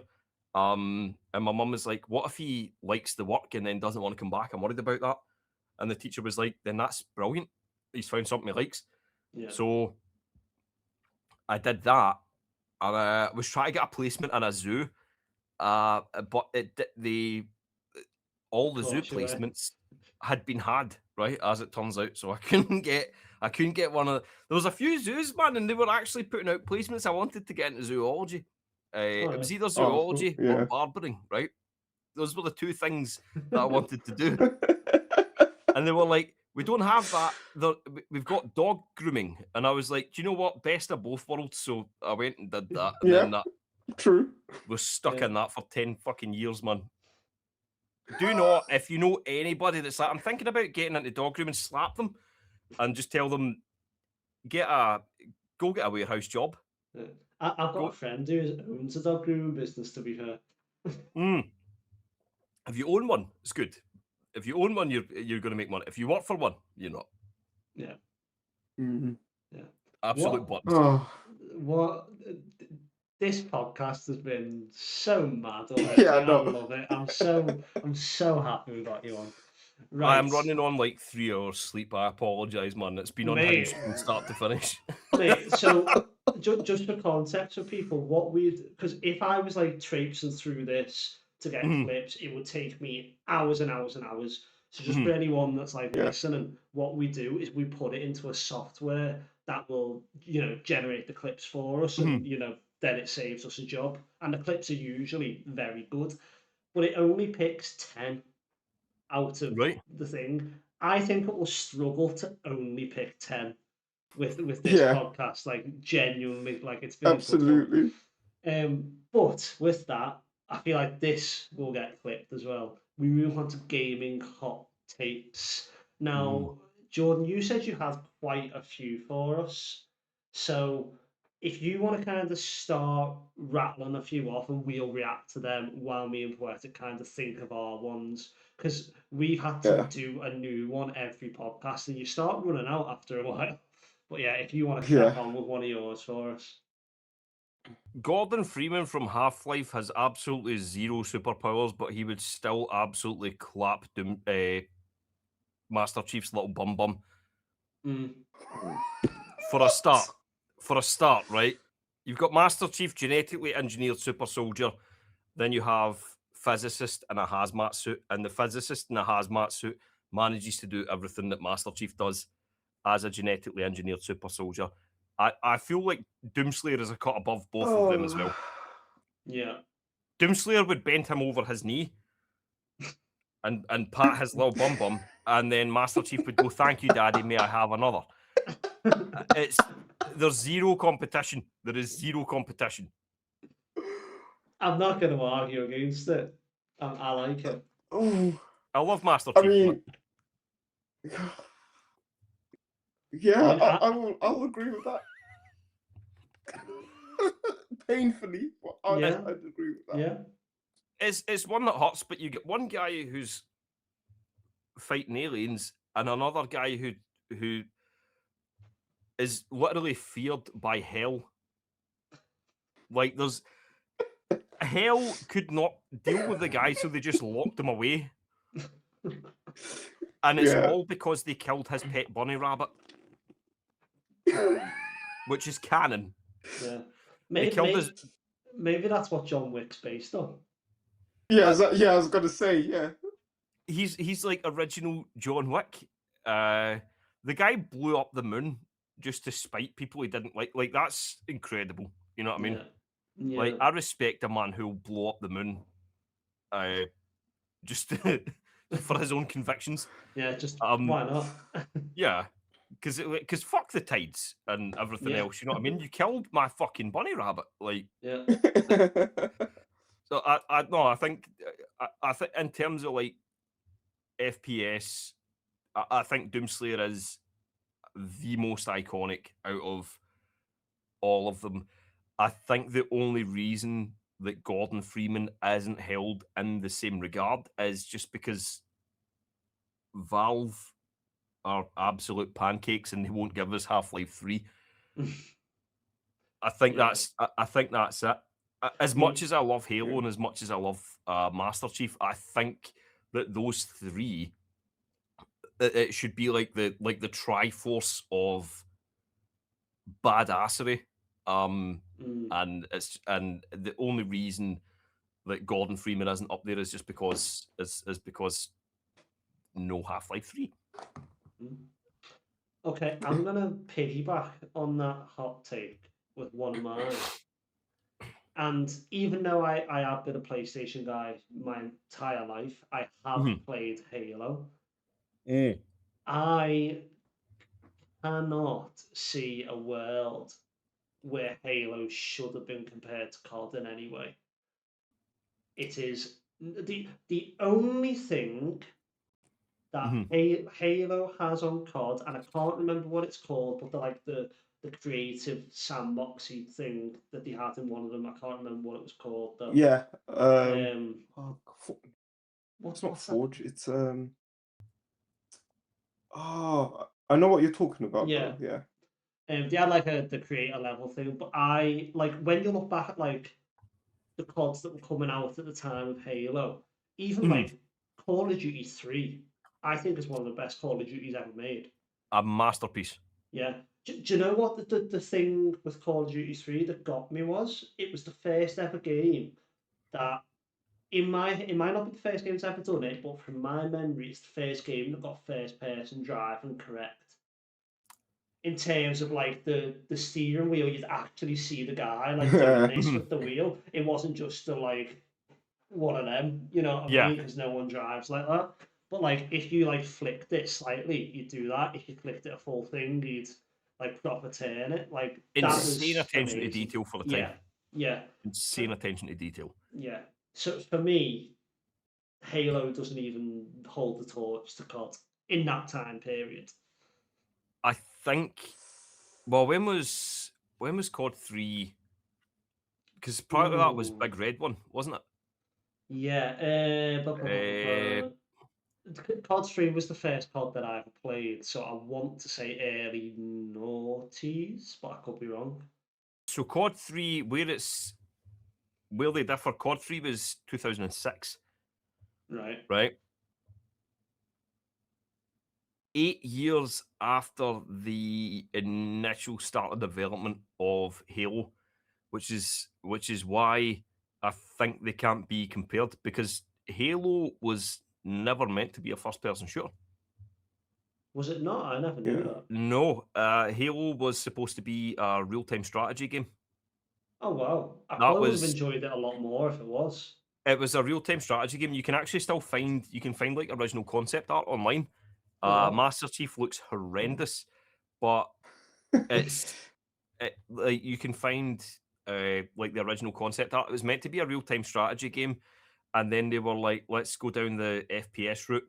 And when they did, in, I think, 2002. At the time, all you really had was you had like the Doom games, but the Doom games hadn't reached like true 3D yet. Yeah. But you had Yeah. Quake. Quake was true 3D. So the competitors at the time were mainly Quake, and like and Half-Life. Technically, I Yeah. think that was about it. Yeah. I think what Halo did, and it might be to some people's like dismay, was kind of kickstart that online Yeah. PvP. I agree. It brought it into people's households. But people will say that Quake did it, right, or that Unreal Tournament did it. But I think that Halo, because it was a console game, it brought it into people's houses, Mm. into more people's houses. Whereas people who had PCs, those who could afford it back in the day, were Yeah. already playing Quake Arena and stuff like that. But I think Halo deserves its roses on the basis of that first-person shooter, campaign-based, story-rich game with a PvP function. Yeah. Halo was what kind of kicked that into the stratosphere. Yeah. I think Um, I agree with you on the PvP element, but personally, I think that the original Call of Duties, especially like let's say original, like the original Modern Warfares and things like that, I feel like they're a lot Yeah. more story rich. And you could even go further back Oh, and look at like, did you ever play Brothers in Arms? I did not know. It's No. have you ever watched like the TV series like Band of Brothers or anything like that? It's your stereotypical like World War Two D-Day. You come down, you go through a level, you shoot a few people, and you crack on. But the actual like the whole thing was the guy that you play was called Matt Baker, Right. and there was a squad of 13, so it was like Baker's dozen. That was like the whole thing with it. But Yeah. then as you went through the game, it would show you like the loading screen. And this loading screen would get smaller and smaller and smaller because your men in the story were dying. Aye. And like I like that. Aye. it had like there were twists in it, so bit of a spoiler, but it's an old game.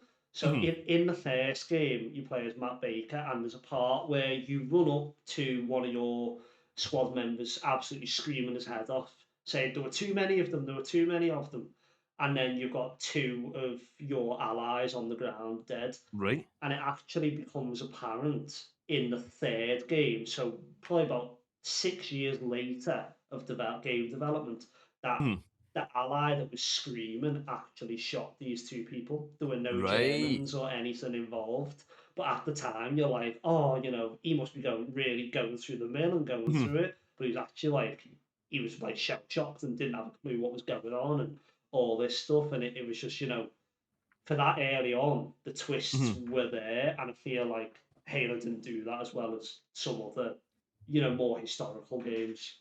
I will give you a retort on this that is the flood, the idea of the flood in Halo. Yeah. So the flood is like a hive mind, and this is why in terms of like lore, Halo kind of wins it for me. Yeah. The flood are a hive mind, so when they find a colony or a planet or anything like that and they take it over, they kind of absorb the collective knowledge of that, of that colony, right? Yeah. And Yeah. there's quite a few colonies that are quite industrial at that stage, which means that the flood is forklift certified. The flood are canonically forklift certified. And I think that alone makes Halo one of the greatest franchises known to man. I love it. Oh, I love the way your days. brain works. I love it. Poetic. I wish it was Sorry, me go that on. noticed this, but somebody pointed this out to me, and I was like, "That's the greatest thing I've ever heard in my life." That's amazing. Poetic, have you got one for us today? Sorry, I'm trying to process that. The flood fucking know how GTA 6 ends. Yeah. The flood know all. Think of the recipes that they're aware of. Recipes. I'm pretty sure. What? I'm pretty sure Wait, the sorry. flood know how to make jollof rice. Probably, yeah. But wait, what? Random question. What is with you and recipes? I like cooking. Fair I'm a enough. fat guy, bro. Yeah. I'm a fat guy, man. What's with your recipes? I like cooking. Bro, lockdown broke my heart, man. I couldn't get takeaways. I had to learn this shit. What do you mean? I can't order Chinese food. That's actually one of the things I'm going to do with my content. I'm moving on to. There's not a lot of people are aware of this, right? I will be launching a cooking show soon. Oh, wicked! I will be launching a cooking show exclusive for the podcast. With dude. I haven't I've told a handful of people, but the podcast will be like. This is the first time that I'm airing it. I will be launching a cooking show. It's not going to be me that is. I'm not going to be the face of it. It's not going to be 8-Bit Muppet either. When about the puppet, but I'm going to. But you'll see when you see. I'll let you guys know. Ooh, I'm excited for it. I'm definitely excited. My hot take, gosh, it's a bit of a difficult one. I think my hot take is COD has ruined first-person shooters. And the reason why I say that is because couple of things. It's brought to the gaming landscape like a need to always, like, every year needs to have a game, and now it's getting to the point where, like, the latest one, Black Ops 7, the campaign is basically a fucking Warzone map. Yeah, I hate it. The multiplayer is nothing's changed, right? And it's I know it's not sold as well, but it's sold enough, right? Where other people are gonna look at it and be like, well, the next fucking Battlefield doesn't actually need to be good. It just needs to, be called Battlefield. Yeah. And I feel like it's just ruining first-person shooters now because everyone's chasing the COD number and not like the original Modern Warfare, you know, where it was actually a good game. No, I think you're spot on with that. I think it's I think when you chase the yearly release, like the yearly entry, it's not going to be a good thing. Think about the PS2 had 3 GTA games. GTA, right? So that one console had 3 GTAs. GTA 5 had 3 consoles. Yeah. Reason for that. The reason for that is they went, we want to make it bigger and better every time. So they're taking more time between releases, whereas Activision went, here is effectively the same thing you played last year. Fuck you. That'll be £60. Like, that's, no, you're absolutely spot on with it. I think it's ruined quite a lot of modern gaming. They started treating it like, I mean, it was the same with FIFA. Like, you had a new game every year with FIFA. How much innovation can there be within a year? Yeah, I understand it to a degree with FIFA because football is an evolving landscape, and it's tied to the real world where there is always new people coming in There's always new players coming in. There's always new coaches coming in. There's always new managers. I understand that because it is an evolving landscape, but when it comes to like first-person shooters, no, I think you're right. Yeah, it's definitely messed things up quite a bit. Yeah, I think the best COD of recent times was the World War II one. In all honesty, which one? World at War. World at War. No, the one. It was literally called like Call of Duty World War II. I think. I have not played that. It was that was one that was actually like, fuck me, this is a good game. And again, I spoke about it on the podcast before. I have what I like to call now is history bias, where if the game has some kernel of historical accuracy in it, I enjoy the game more. That's why I like, Rome Total War, Kingdom Come Deliverance. It's got its mention. Oh, fuck's sake. I thought we were going to go one episode without you mentioning this bloody game. And if people look back on the podcast, and please do, because it gets our views up, but you'll see that when 8-Bit is talking about indie games that aren't innovative, I have a little smirk on my face, because I was so trying not to say Kingdom Come Deliverance. But yeah, games like that, and like I bought it was I either bought it or it was bought for me as a gift. It was bought for me as a gift, Modern Warfare 3, the new Modern Warfare 3. And I bought it, and I did the first mission, and I was like, oh, this is amazing. I can't even remember what it was, but it was very linear. You go in it was quite stealthy, I think, if I remember rightly. It was a very good mission. And then the second mission, you jumped out of a plane and you were in Warzone. And I turned it off, took it to CX and traded it in. Yeah. Like, it was just like, this is not what I want. And I get that you're trying to sell your Warzone, and it's been very successful and, well done. But there are still people who play games for an actual story with them. And it's like these developers have all their ideas. Say they've got 3 ideas, and you go, well, this idea, 10% of people like it. This idea, 20% of people like it. 70% of people like this idea. I'm going to go all in on this. It's like, well, no, do the game with all of it, but like 70% of the game is around this, and then do little bits with that. So everyone's happy. Do you know what I mean? Like, it just... I get what they're doing, but I don't think they're doing it in the correct way. And they should advertise it as this is going to be Warzone. If it was like that, fine. I like to make the comparison. I'm going to go back to food, Poetic. I'm going to go back. That's a brand. I love food. Right? We're going to go back to food. But if they do something that if you were to do it with food, you'd be like, what the fuck are you doing? Where they say, right, well, what are the most popular dishes, right? And then and people say, well, pizza, cheeseburgers, fish and chips, chicken tikka masala, right? Could you imagine a world in which every restaurant only sold those things?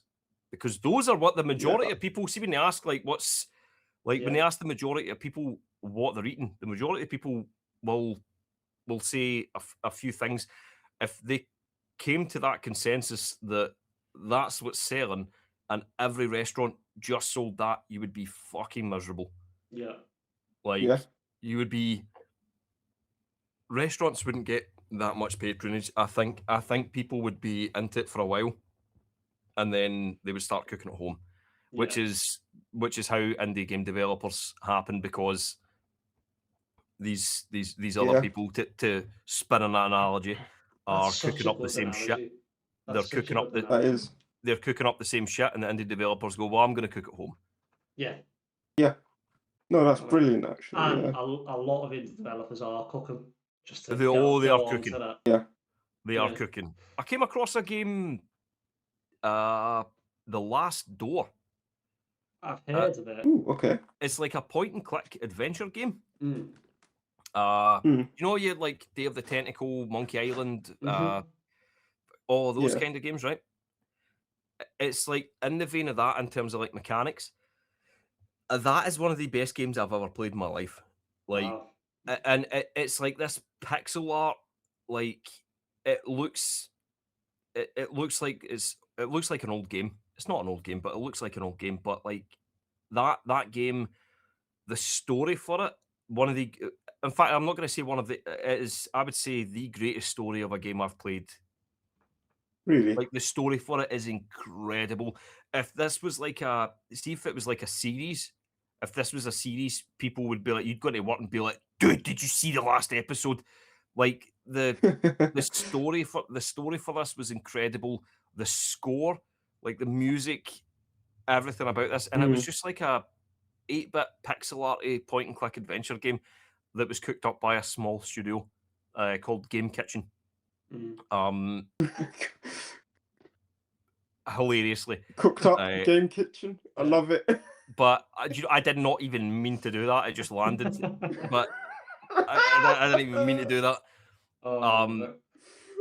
But if you guys can check that out, but again, that was a small studio that was like, yeah, we're not going to do that. Like we like this older thing that people were doing, and they did it, and it was chef's kiss. I recently played, and I was just trying to look it up then. I don't know who's made it, but it's a game called Thank Goodness You're Here. Mate. What, have you played it? Yeah. It's the same guys that made Untitled Goose Game. Is it? Oh, yeah. It's the same guys. Oh, it's so... I knew... Right, Poetic, have you played it? No, I have not. And I did a video on it, and I think it's my most successful YouTube video, and I titled it saying, if Monty Python made a game, because I didn't know that Monty Python had made games. Someone commented saying that they had, but that comment then led me to more views, so I'll take it. But it's just so British and stupid, and you never know what's going to happen. Like, the first scene, you're in an office, and your boss, I can't even remember why he tells you, but he tells you to go to this town called Barnsworth. And you're kind of going around, and there's an open window, so you go kind of like, oh, we must, have to go through this. And you jump out the window, and then everyone goes, like this, and the boss goes, I meant go out the fucking door, you dickhead. And then the title credits roll, and you're like, yeah, I'm in for a treat with this one. It's amazing. Did you know you can complete that game? This isn't a spoiler. See when you go to the office that you're supposed to go at the start of the game? Yeah. And he tells you that you need to wait. See, if you just wait in the office for a certain duration, it completes the game. Oh my god. If you just wait, you can complete the game. But that is British humor and absurdist humor, like it kind of it's such a good game. I love the guy with like the van. See, like he's got like the food truck, and I'm not gonna tell you any more than that, but there's a bit there that had me literally crying with laughter. Yeah, a bit that was like, it was so stupid that it had me, is for people that are watching who aren't from Britain, a conversation that is had quite a lot is wheelie bins in the UK. And if you don't know what these are bins that we have outside that we put on the road, and the bin men come and collect them. And there's these two people arguing, and you go past them and go, you put your rubbish in my wheelie bin, and you kind of think, not, and you go past, and then you go back again and it's like, no, you did it in my wheelie bin, and then you go back again, and then the wheelie bin is actually in the wheelie bin, and one's going, well, what now? Why is your wheelie bin in my wheelie bin? And you're just like, what on earth is this game? Like, it's so silly. It's so silly. Guy, to get to like a certain point in the map, you've got to climb up a telephone pole and go across these roofs, and you go down a chimney, and when you go down the chimney, you come out this guy's fireplace, and it covers everything in suit. The problem is that in order to access that bit of the map, you need to go through that multiple times, and there's the same cutscene. And at first, the guy's like chill, but then just gradually he's getting like more and more frustrated about the fact you keep destroying his house every time you need to get to this one area. It's such a good game. Oh, it's amazing. Oh, that's brilliant. Shall we move on to quick fire questions? Can I have one more hot take? Oh, go for it. Go for it. Jack 2 and 3 are symbolic of what we were talking about, about everything that's wrong with video games. Jack? What do you mean by Jack? Jack and Daxter. Oh, yeah. Jack and Daxter. I Jack- haven't played them, which is probably a mortal sin, but go on, expand on that. Jack 2 and 3 are symbolic of what we were talking about there. The original, because people ask me to play them all the time, and I flat out refuse. Mm. The first Jack and Daxter game was like a beat 'em up platform and collectathon, right? Yeah. The trifecta. There's some areas where there's some kind of racing elements and stuff like that. That was it. Mm-hmm. Superb game, very bright, very cheery. They then decided on the second game they were going to make it darker.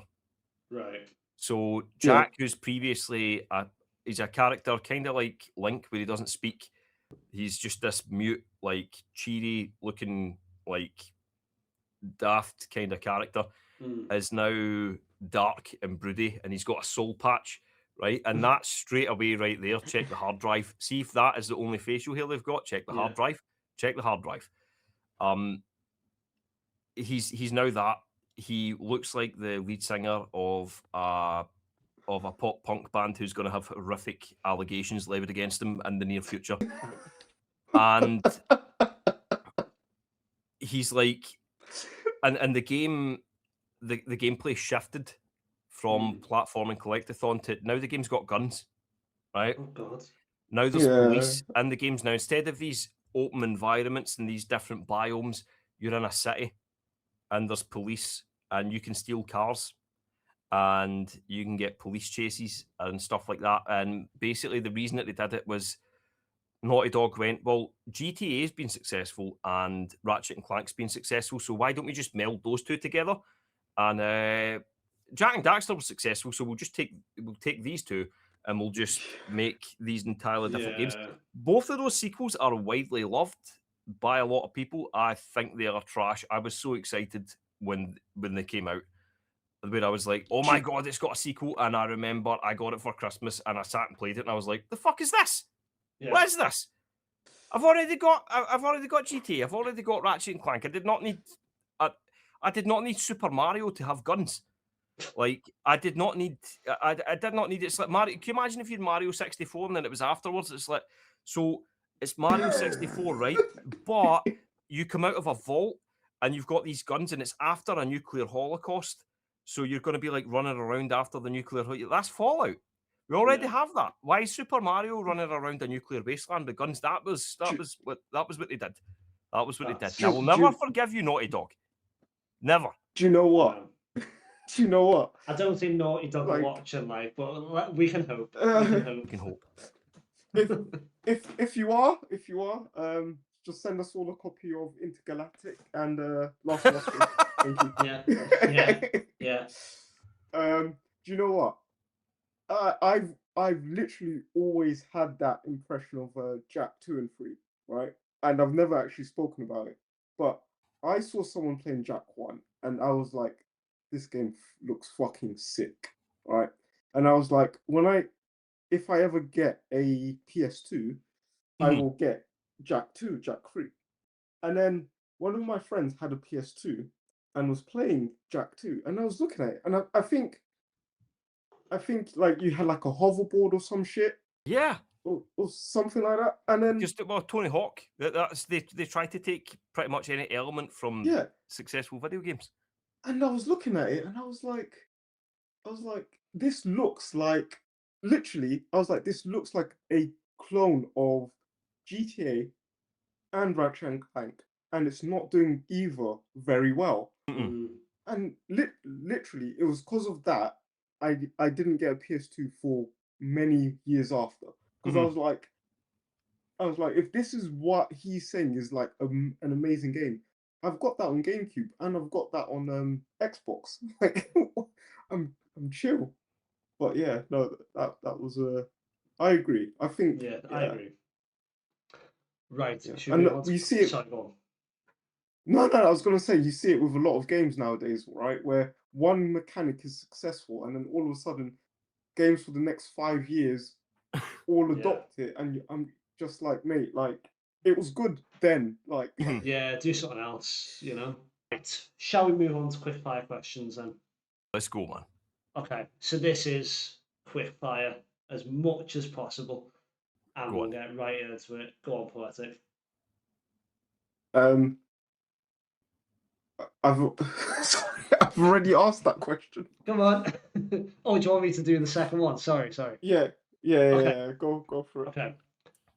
Best console. PS2. Nice. Easy. Ooh, okay. I agree. If you could create your own video game, I disagree, by the way. GameCube, but It's fair. It's a fair assertion. your dream game. Like, if you could make a game, what would your dream game be? Probably a retcon of the Jak and Daxter franchise. So if they went from the original Jak and Daxter and they just carried that on, Yeah. either that or a sequel to Conker's Bad Fur Day, Ooh. or a new sequel to Banjo-Kazooie. Oh, Banjo. I've got those guys tattooed on my leg, man. I love Banjo-Kazooie. So Nice. Oh. I need to add some more to the gaming sleeve that I've got here. So that is sick, man. I didn't know you had that, dude. yeah, it's it's kind of like I got it, and it actually works for me and Abby as well. So I love gaming. I don't know if you can see it that well. Yeah. Abby loves books, and then we've got the golden snitch in the middle, which we Beautiful. both love. So it's like all of it. Yeah. But then I'm gonna get like GG here, I think. And Nice. then Abby will say, "What girl do you know that's got GG?" And I'll be in a little world of trouble. I've got a bone to pick with Conker's Bad Fur Day, by the way. Why the Scousers the Dung Beetles? Why is that a thing? Because they're hard working. Yeah, I'll take it. We are grafters. Great shot. Yeah. Okay. Top 3 games of all time. Top 3 games of all time. Fuck, man. It's the hardest question we have, I think. Yeah. I'm gonna say. I'm gonna go with my favorite game of all time, which is Spyro. Yeah. Right. Okay. Yeah. That's one. Perfect platforming.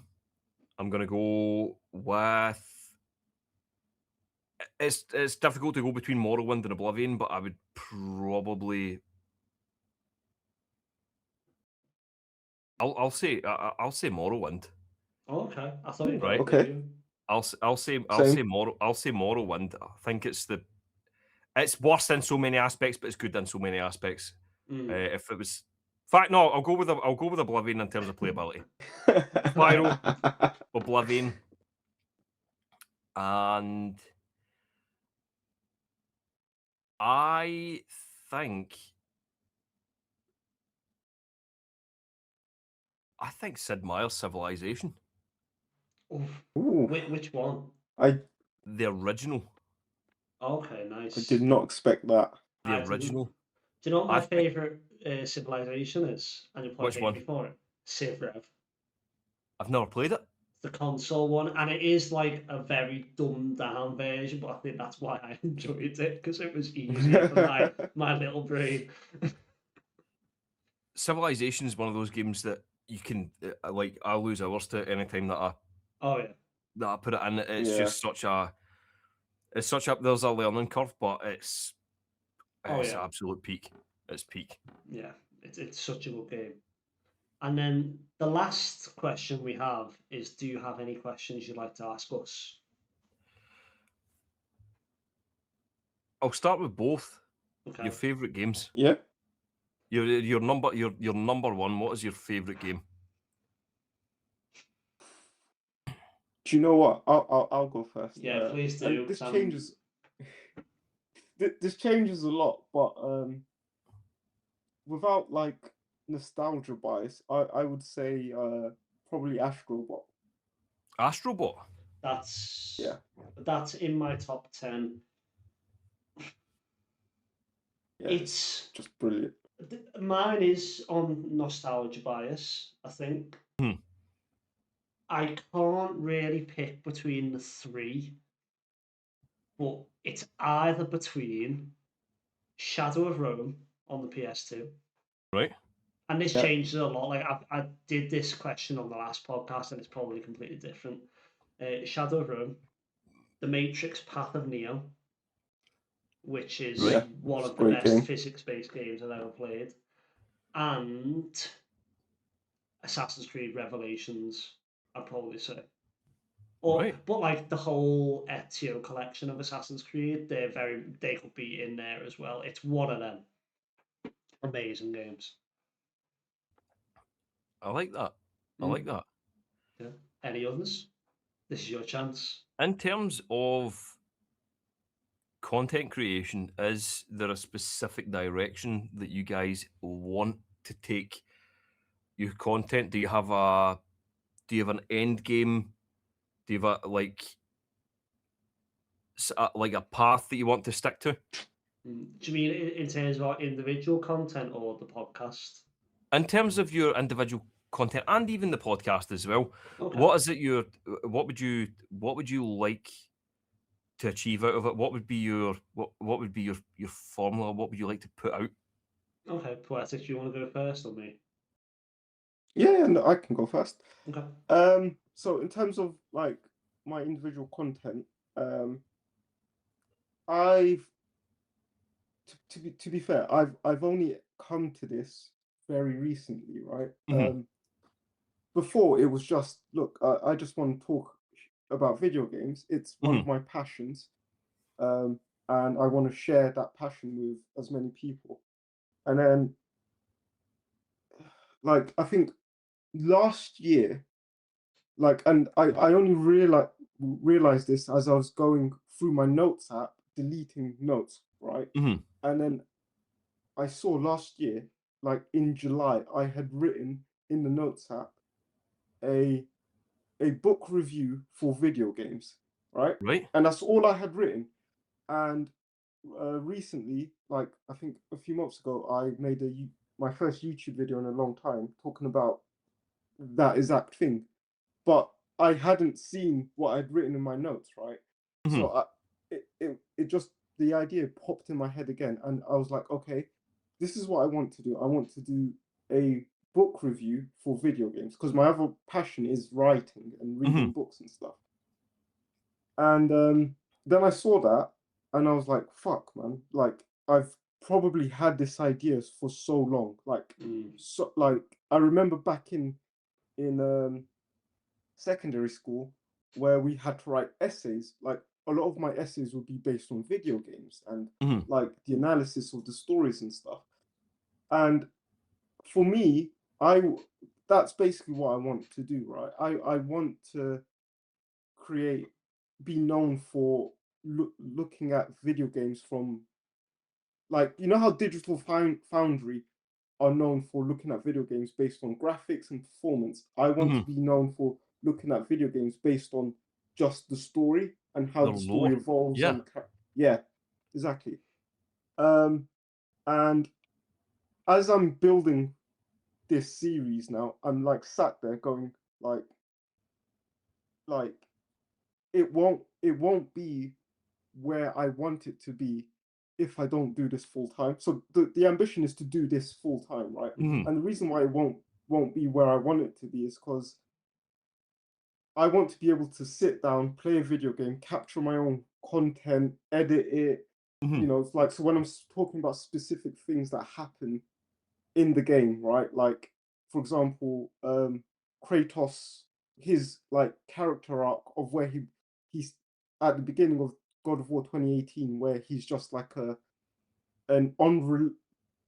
reluctant father figure, and then towards the end of the game, he becomes a loving and wanting father figure, right? There are certain bits in that story that I can't find in a trailer or stuff, so I'd physically have to play the game and capture it.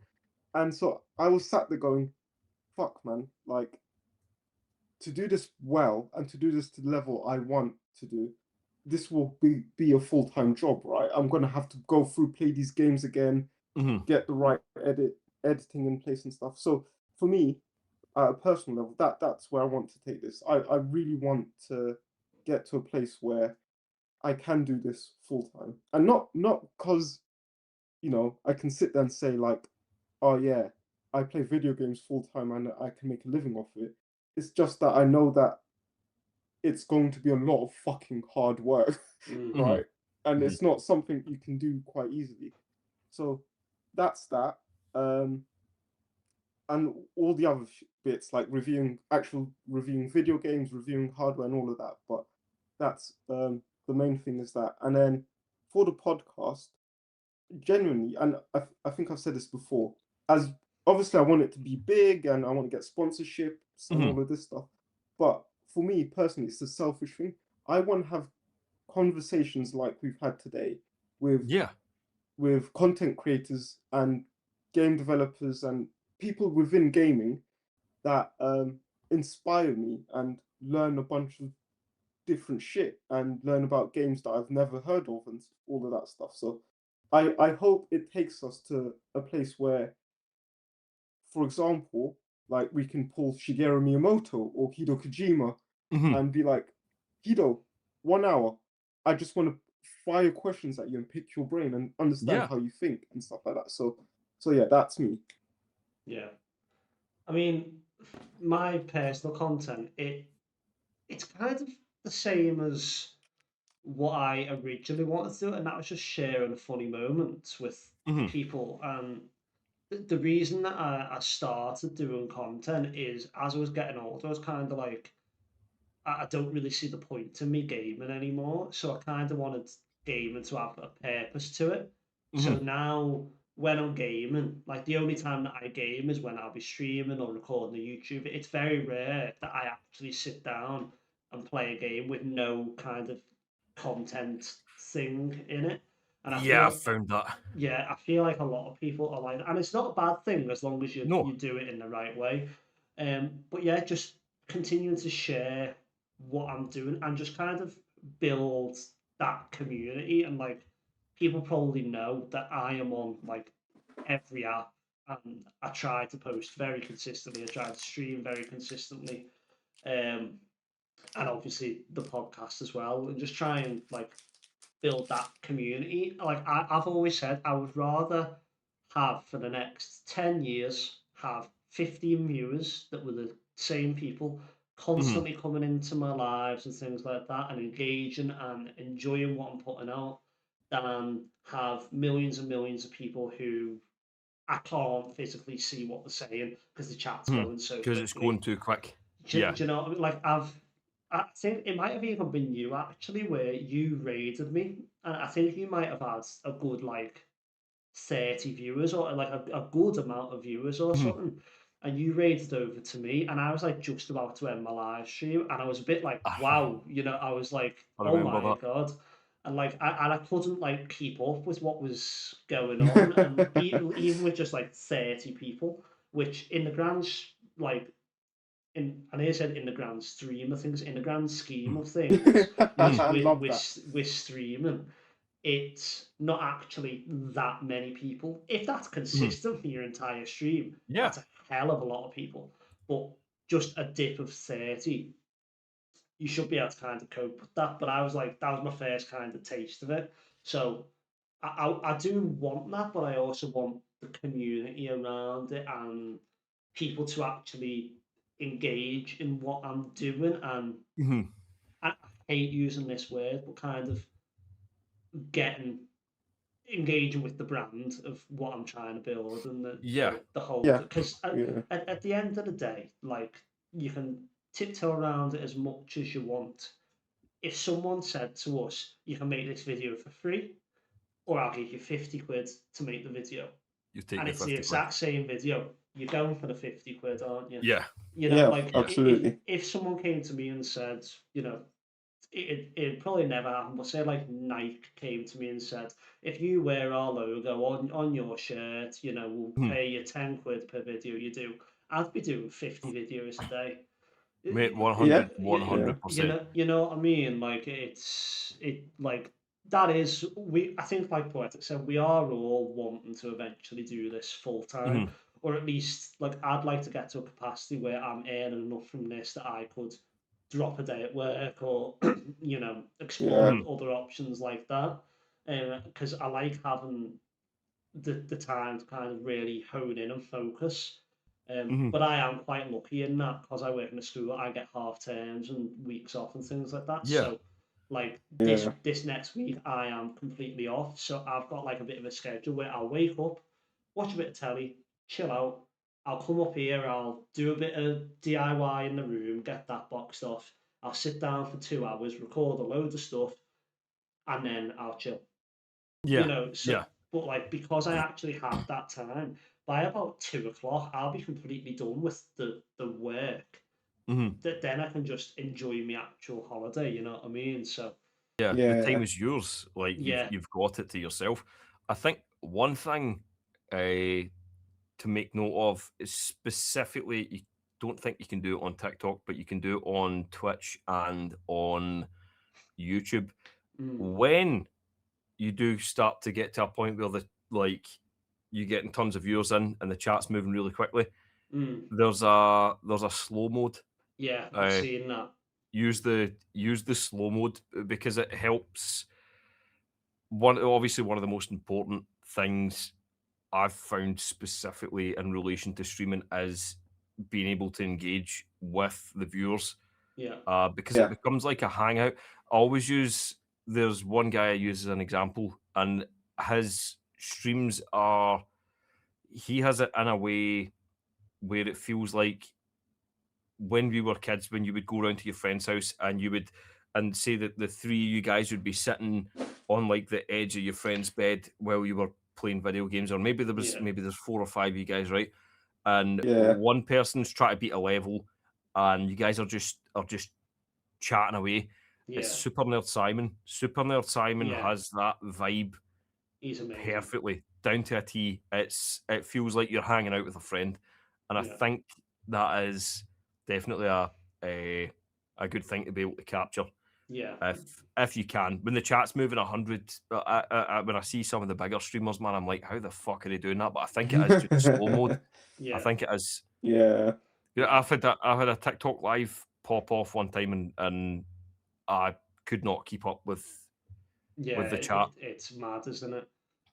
I think in terms of the podcast, it's just to kind of keep growing and kind of push ourselves out of our like comfort zone a bit. Like, I think I've gave it away a few times, but I won't give it away on the actual podcast. But we have quite a well-known streamer coming on next week. And Nice one, man. he's also the owner of his own video game convention. Superb. And this is someone that, like, a few months ago, this would have been a pie in the sky guest for both of us. And to say that, like, all that I had to do was send him an email saying, "Do you fancy coming on?" And if he said no, fine. But he's actually said yeah. And I feel like 9 times out of 10, that will happen. As long as we're not being silly with it and going for people who have, millions and millions and millions of followers. But even so, you never know. Yeah, and it's almost like it's good. It's like rejection therapy. We kind of like keep reaching out to people, and if they say no, okay, let's move on to the next person. And then I've actually had it once where someone's came on, and someone's contacted me to say, "Can I come on the podcast?" Right. Which I think is actually quite cool and quite nice to have happen. Dude, that is superb, and that is something that can happen. One thing I always remind people of when they're going towards these things that seem unattainable, like getting a pie in the sky guest on a podcast, is the Harrison Ford thing. Harrison Ford had been trying to become an actor for years, right? And he actually gave up. The guy gave up because he went and did like a read for this director, and the director was like, no. And he explained that, when you see this guy playing a waiter at the start of this movie, you knew right away that was a movie star. I don't see that with you. And Harrison Ford made the point of being like, well, if you could see that he was a movie star, then surely he's not selling you the idea that he's a waiter. Like, you should see a waiter. Oh yeah. And the director was not fucking happy about that. So he was basically like, get out, not interested. He went and became a carpenter. He became a carpenter. Yeah, he became a I didn't know carpenter. that either. And he was like making, because he knew some people in the film industry, it was like, oh, do you need things for your sets? So he was like learning out of books, and sometimes he's like reading books while he's building things, and then he got a like a shot. It was one of his friends had said to go to this thing, and the director wanted to interview them as a group and basically Yeah. be like, oh, you like. He wanted to see what the dynamic was. He said to him openly, "You're not getting the part. We just need you for the read. We need you for the read." So he went in and he was like being like really sarcastic with his lines and just being very nonchalant. And he came up to him afterwards and was like, I want you for the part." That part was Han Solo. That part was Han Solo. So he got so this is a guy who was like, it's not going to happen, and he's getting told by all these people it's not going to happen, and being told by all these directors it's not going to happen, and he got the part. He got the part as Han Solo, one of the most iconic characters in film history. Yeah. And afterwards, he was at a restaurant, and the waiter came over and handed him a slip, and it was basically the slip had said, I really basically I backed the wrong horse. I fucked up. The slip was from the director that previously to him, he was like, this director was like, I'm gonna get into films like this guy's up here. Yeah. He realized that when he looked around the restaurant, he didn't know what the director looked like. He didn't know what he looked like because the guy was a nobody to him at this stage. So it's one of those, I think, when you speak of your ambitions, and even if you're like the idea of getting like Kojima on or Miyamoto or anything like that, dude, you could be 6 months or a year down the line, and before you know it, you've got Todd Howard on. You've got it can these things can explode, man. So I say dig in. Well, this is the thing. Like, go for it. A saying that I like to use is success is relative. Mm-hmm. And I was looking at our analytics the other day, and some people will kind of go, well, this isn't, big, analytics or whatever. In total, we have had around 650 plays in about 7-8 months that we've been going. Right. Yeah. In the last month, we've had 160. Nice, man. That's about exponential growth. Quarter of it has happened. And you look at like our follows. In the last 90 days, we've had 9 followers jump on. Yeah. In the last 30, we've had 7. It's so like showing that kind of that level of growth. That's the kind of trajectory that we want to get on. But like, it's also things like we're looking at what we're doing and analysing if it's working. So I was talking to Poetic before we came on the podcast, and I said, if you look at the last podcast, Craig's one, that's one of the most viewed podcasts we've had in months. And I attribute that down to us starting to do the clips. Because more people are looking at the clips and going, they were actually quite funny moments. Let's go to the link and have a look at the podcast. I actually had someone follow me on Twitch from one of the clips. I never told me, which is quite cool. That's sick. That's impressive though, because things like that, it means that someone has come across the clip and went off app and booted up another app. Yeah. And that is and you will all know this, that is a difficult thing to achieve. Yeah. I have 11.7 thousand followers on TikTok. I have less than 1,000 on Twitch, and I spend more time on Twitch. So it's been growing quickly though. So trying to get people from point A to point B is so difficult. So the fact that through one of your clips, someone's came over and followed you on Twitter. That's huge. That is genuinely huge, man. You should be proud of that, dude. Yeah, You both should. I think the podcast, like I've said it before and I'll say it again. If my entire Good Game Dan brand fell to the ground tomorrow and I still had the podcast, I would be happy. I'll be happier for that to happen than to lose the podcast. Honest to God's truth. Yeah. This is like, I call it kind of like our hero product. This is the thing that I really get excited for this. A lot of planning goes on in the background, but the actual recording of it and the conversation around it is, I absolutely love it. I think you're smashing Likewise, mate. I think you're genuinely nice one. You're genuinely smashing it. Poetic, if I would throw something to you, it would be in terms of lore. Games with like rich lore, I'd say one of the greatest examples of that. Even just across 2 games, Soul Reaver. Okay. Legacy of Kain. Legacy of Legacy Kain, of Soul Kain. Reaver. If that was a movie or like a Game of Thrones style franchise, man, you're borderline Shakespearean.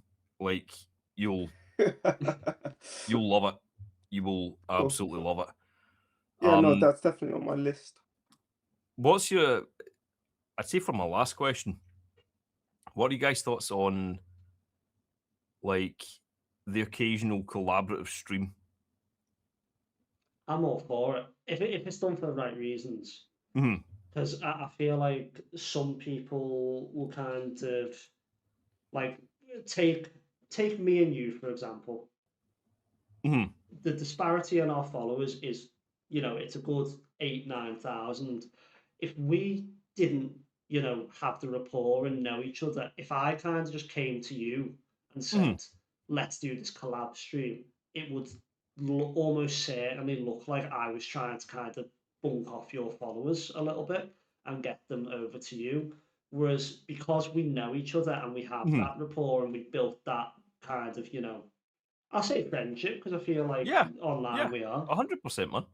Yeah, I feel like we are. If we did a co-stream, you'd feel no hard feelings about your followers jumping over to me and my followers jumping over to you, and it wouldn't even come into our heads that was why we were doing it. But I feel like there are some people who would do that, and I know that like the people that we surround ourselves with in the TikTok space and the Twitch space wouldn't. But I feel like that's the way it can go sometimes. There are some that would. I kicked one out of my Discord. There are some that would, but they were a strange individual. But we won't go into that because that's a. But which leads me to my next question. You guys both got PCs? Got PCs? I do. Yeah. I've got a laptop. At any point, if you want to jump on a daft game together, would you guys be up for it? Yes. Because I would love to just sit and have a gaming session with both of you guys because this has been superb, and I think this is a credit to you guys as podcast hosts. This feels like I've sat down just to chat shit with 2 good friends who I haven't hung out with for a while. That's how this feels. So I think getting to hang out and play a game with you guys would be fucking superb. So yeah, we'll do it. We need to do that. No, 100%. Yeah, we'll get it booked in March. Yeah, March. Let's fucking do this. Let's do. We'll do that. We'll try. We'll kickstart shit for you, man. We'll get something ridiculous and hilarious. Yeah, I want it. So we were just talking about bulking off followers. I would love for your first stream for you to get like the majority of our followers to just follow you as well, and then you'd have a massive head start. It'd be amazing for you. That would be brilliant. I'll push everybody over. We'll get you to affiliate within like the first 3 days. We'll do it. We'll do it. That would be sick. Yeah. We'll do it. We'll get you affiliated. Right. We have been going for 2 hours and 37 minutes. So 8-bit. Last little thing.